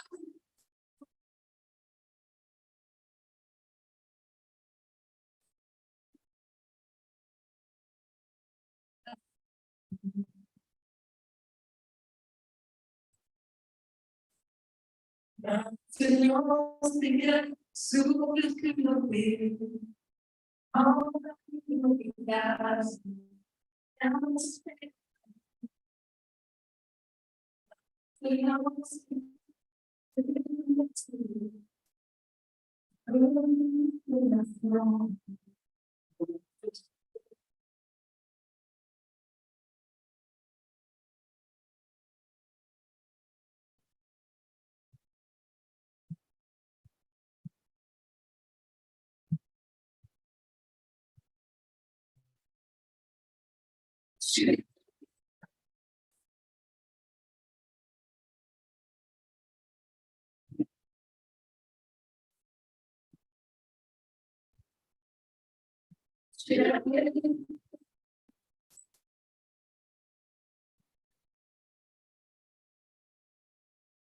Oh,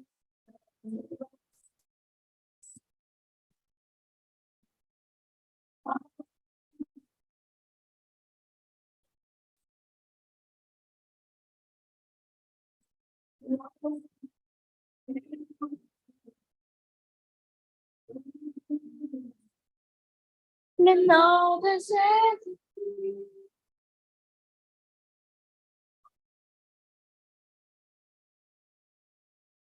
Envahit nos villages, dans nos familles.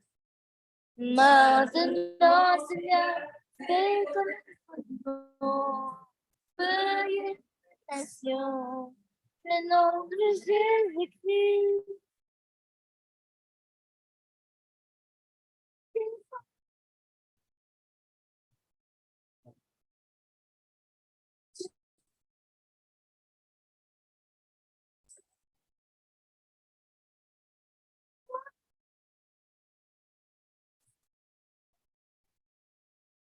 Non,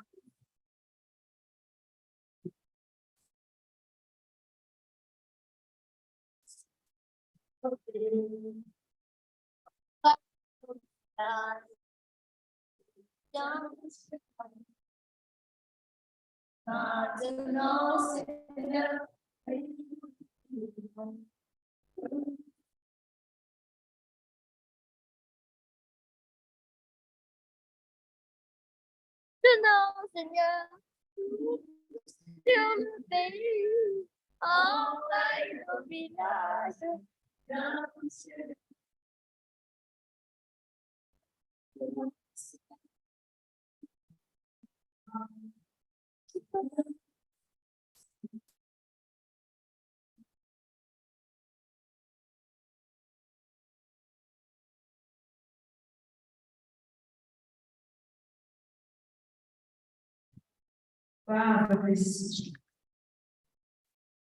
Jean pun sesos mo angkatan yang syukur na sujud ita. Kasi ada penenomas na bunay sirai bolong cica tua. Ya sang zampan penenomas na isa ng kayo ni. Ang kuna na isang kanakaguna sa yung kamatchang na ar magkita na si sujud bisa. So tayo hindi na sesos na panay nanutang ifanat sora na. Afanay sesos si manita na vendel masakana si afana procesos malawi. Anatatira kanya sa nagdiskuto. Respon terkasih sesuatu bukan tunai artinya telah termisah sesuatu. Ampena saya mengucapkan khusus saya makanan yang tidak mampu baik kata kamar kandungan sekarang. Ka tapi cafana lulan harus ditadri beri bulan tidak. Sudah sesuatu. Karena masuknya sama yang Haleluya. Saudara demanda lebih sekian bulan Afrika tidak ada tempat lagi untuk bangsa dan bangsa. Aduh ini saya buat sikit jauh sakramenta masnya. Dia mulai yang semadakan sekian misalnya mas. Thank you.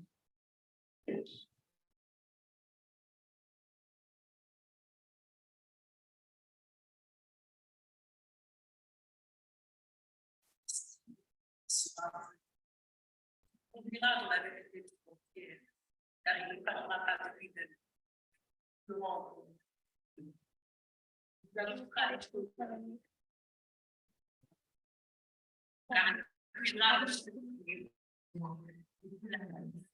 la gloire verso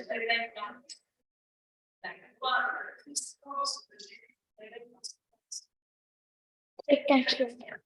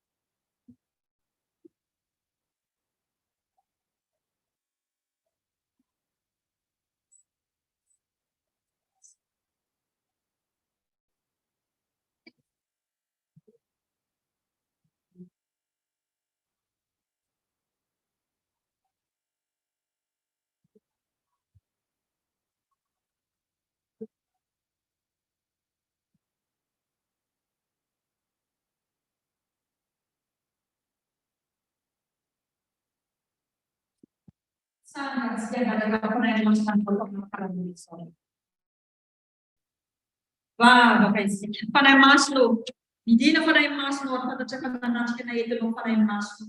Yang panano panay ng maslo na umimu, ibang reja kaya natin kaya natin sa naman pananay. Maganda ka na fay ng maslo, ay di rin panay ng maslo. Ang so pamataran sa kan mo na barang tinan sa Yesus Kristo. Ang bolud ka dyan ang barang sinali na lasan tiyong buti na hospital.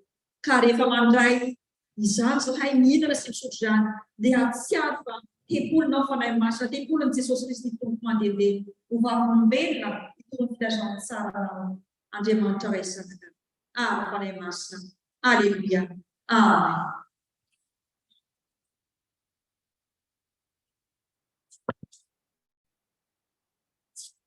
Ni mo po siya rakit siya, dete na ni Yesus Kristo itong Satria raha ihany moko dia miara-mandray izany avokoa isika amin'ny mahateny iray ao amin'ny Kristy Jesosy. Amen.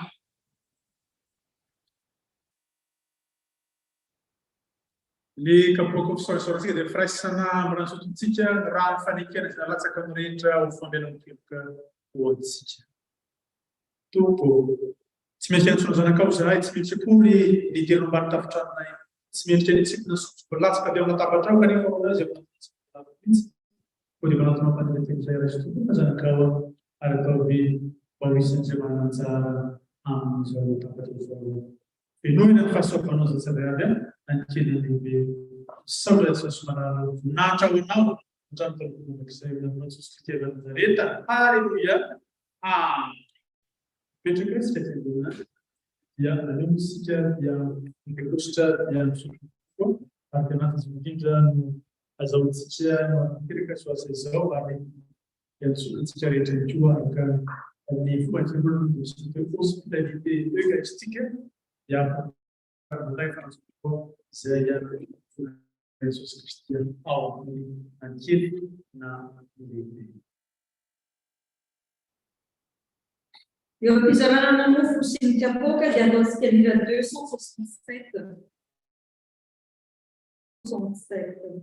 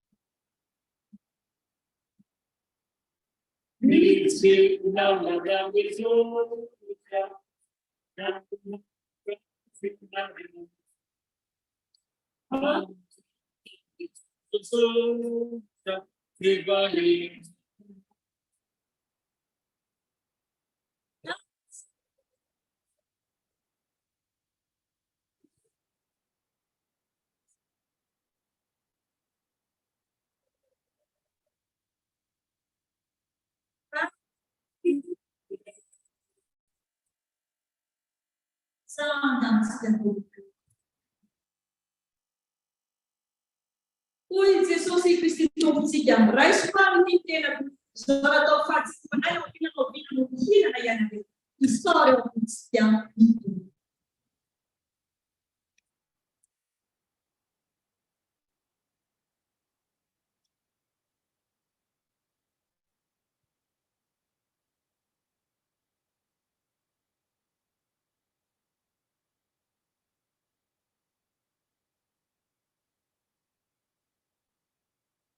Sotranao zay Jesosy ny amin'ny tenanao natolotra ao anay hitondra ny fanavotana, hitondra ny fanavaozana, hitondra ny fanasitranana ary dia ray amin'ny fananao masina no anasitrana ny tena mitsirara ihany hatrany an-tampon-doka hatrany am-paradisia anatin'ny fanahy, anatin'ny saina, anatin'ny vatana. Ho voninahitra Jesosy Kristy tompo avy amin'ny Nazareta ny fahavelomany tsirara ihany. Alléluia. Amen. hoe Jesosy tombontsika sotrana ty no rano fanekana izay alatsaka ny rehetra ho famelan-keloka isary amintsika Jesosy.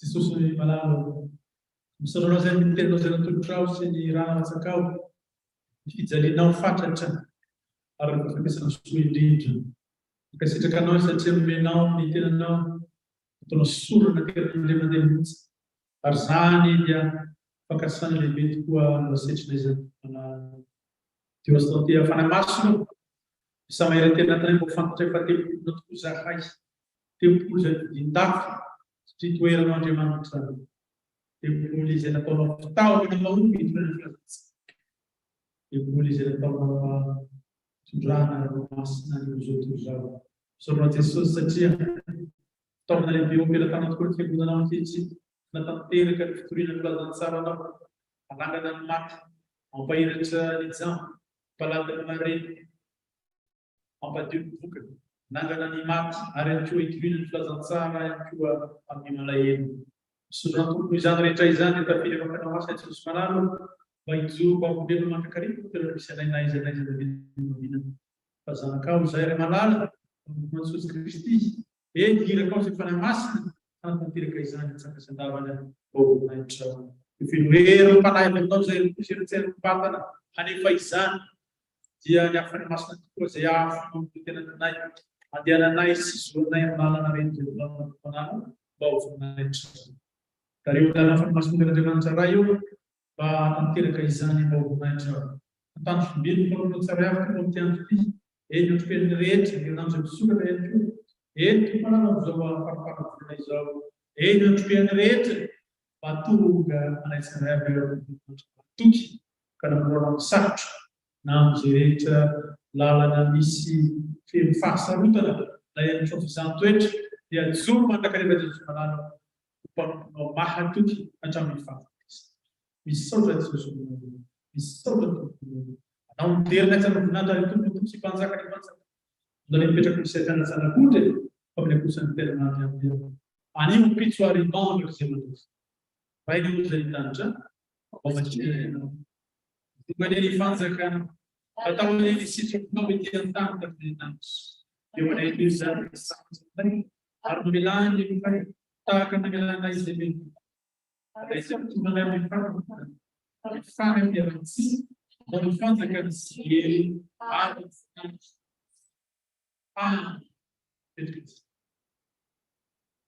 Eo am-panamorana amin'ny fiapoaka sy ny dalam-pisaona dia avantsika ny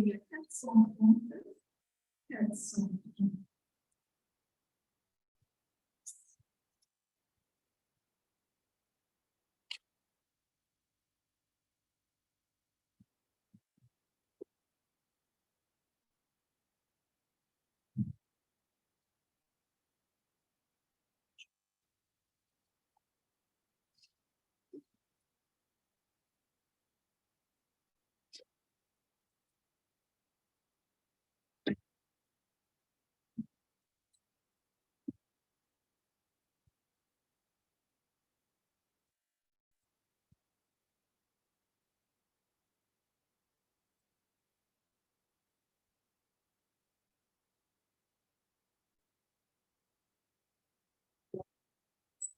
430.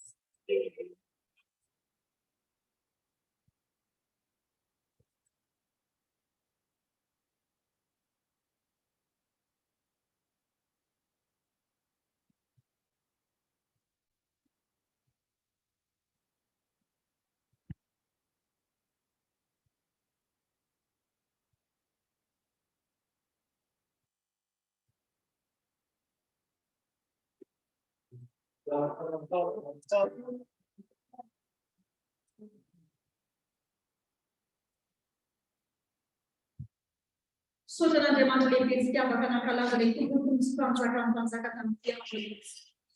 Ary nandray koa ny ela avy amin'ilay fanahy masina adekereza. Mitoetra anatintsika sy amin'ny fiangonana fianaka mandritra ny andro rehetra ilay iainantsika fa namahelo mety voantsika fa tsy manosy fiamalefo zanatsika rehetra izay alefa lay. Alohan'ny resantsika mitsodrano dia ataontsika ny hina 701 dia izay manam-pandriana andray ny fangetram-panina ohatra ny fisy kely izay tsy nandray fanasan'ny tompo dia tanina voalohany dia afaka mandray roa izay tia aloha izay tia andray ny fametrahana 701 ny tanterantsika ao amin'izany. Amen.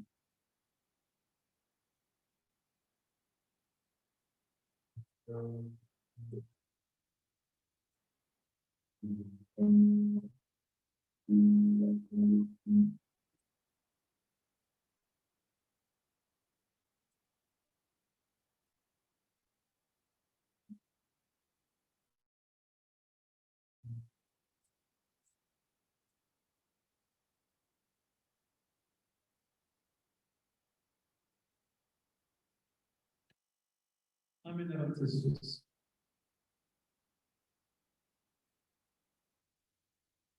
Koa amin'izany manetretera ambany tany Amerikan'Andriamanitra mba hanandrata ianareo amin'ny fotoanany.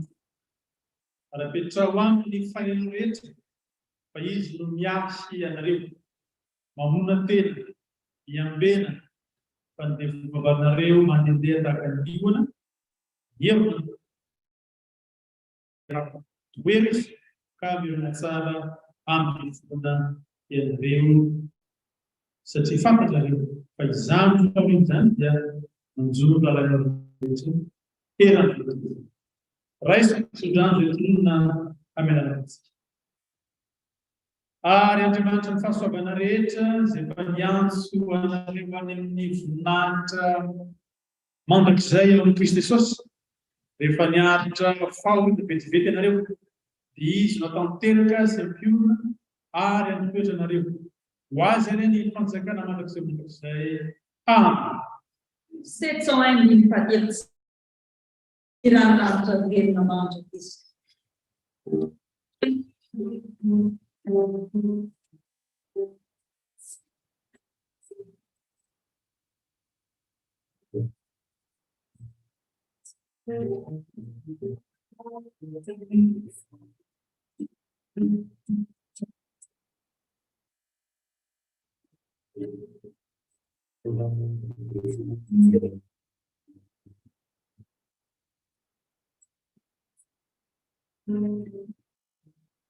Faly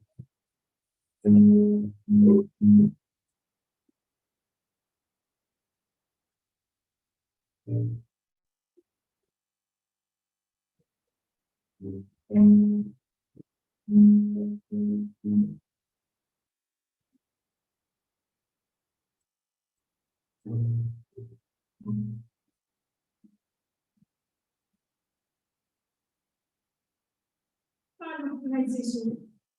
Mankasitraka anao izay Andriamanitra iray. Midera sy novanao sy fanahy maso. Fanahy maso.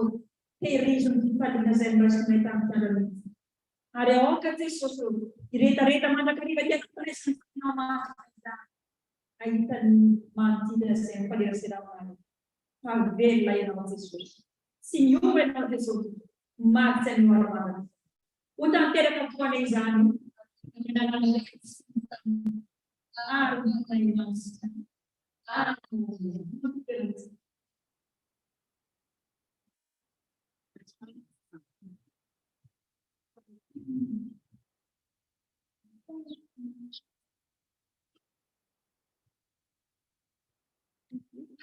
Parce que du coup, c'est le bouquin de la SCA. Il y a les banquettes que nous avons préparées pour 10 € qui sont du coup dans la salle juste derrière. Vous pouvez soit acheter, soit récupérer. Et tout ça, c'est pour la gueule.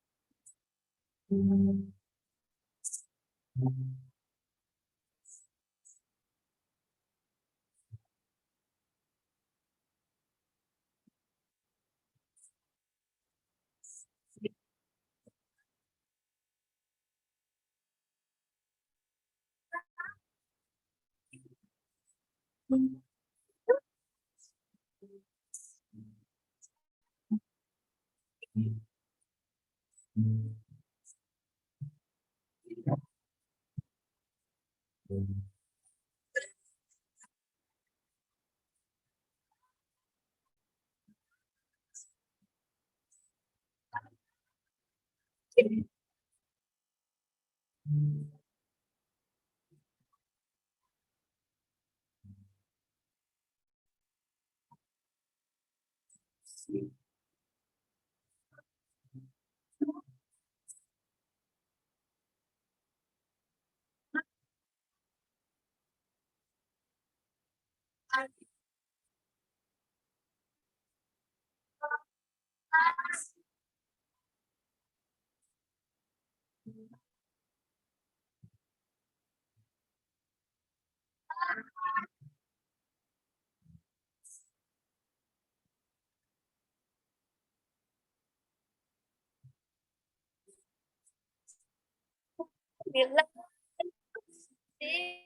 you.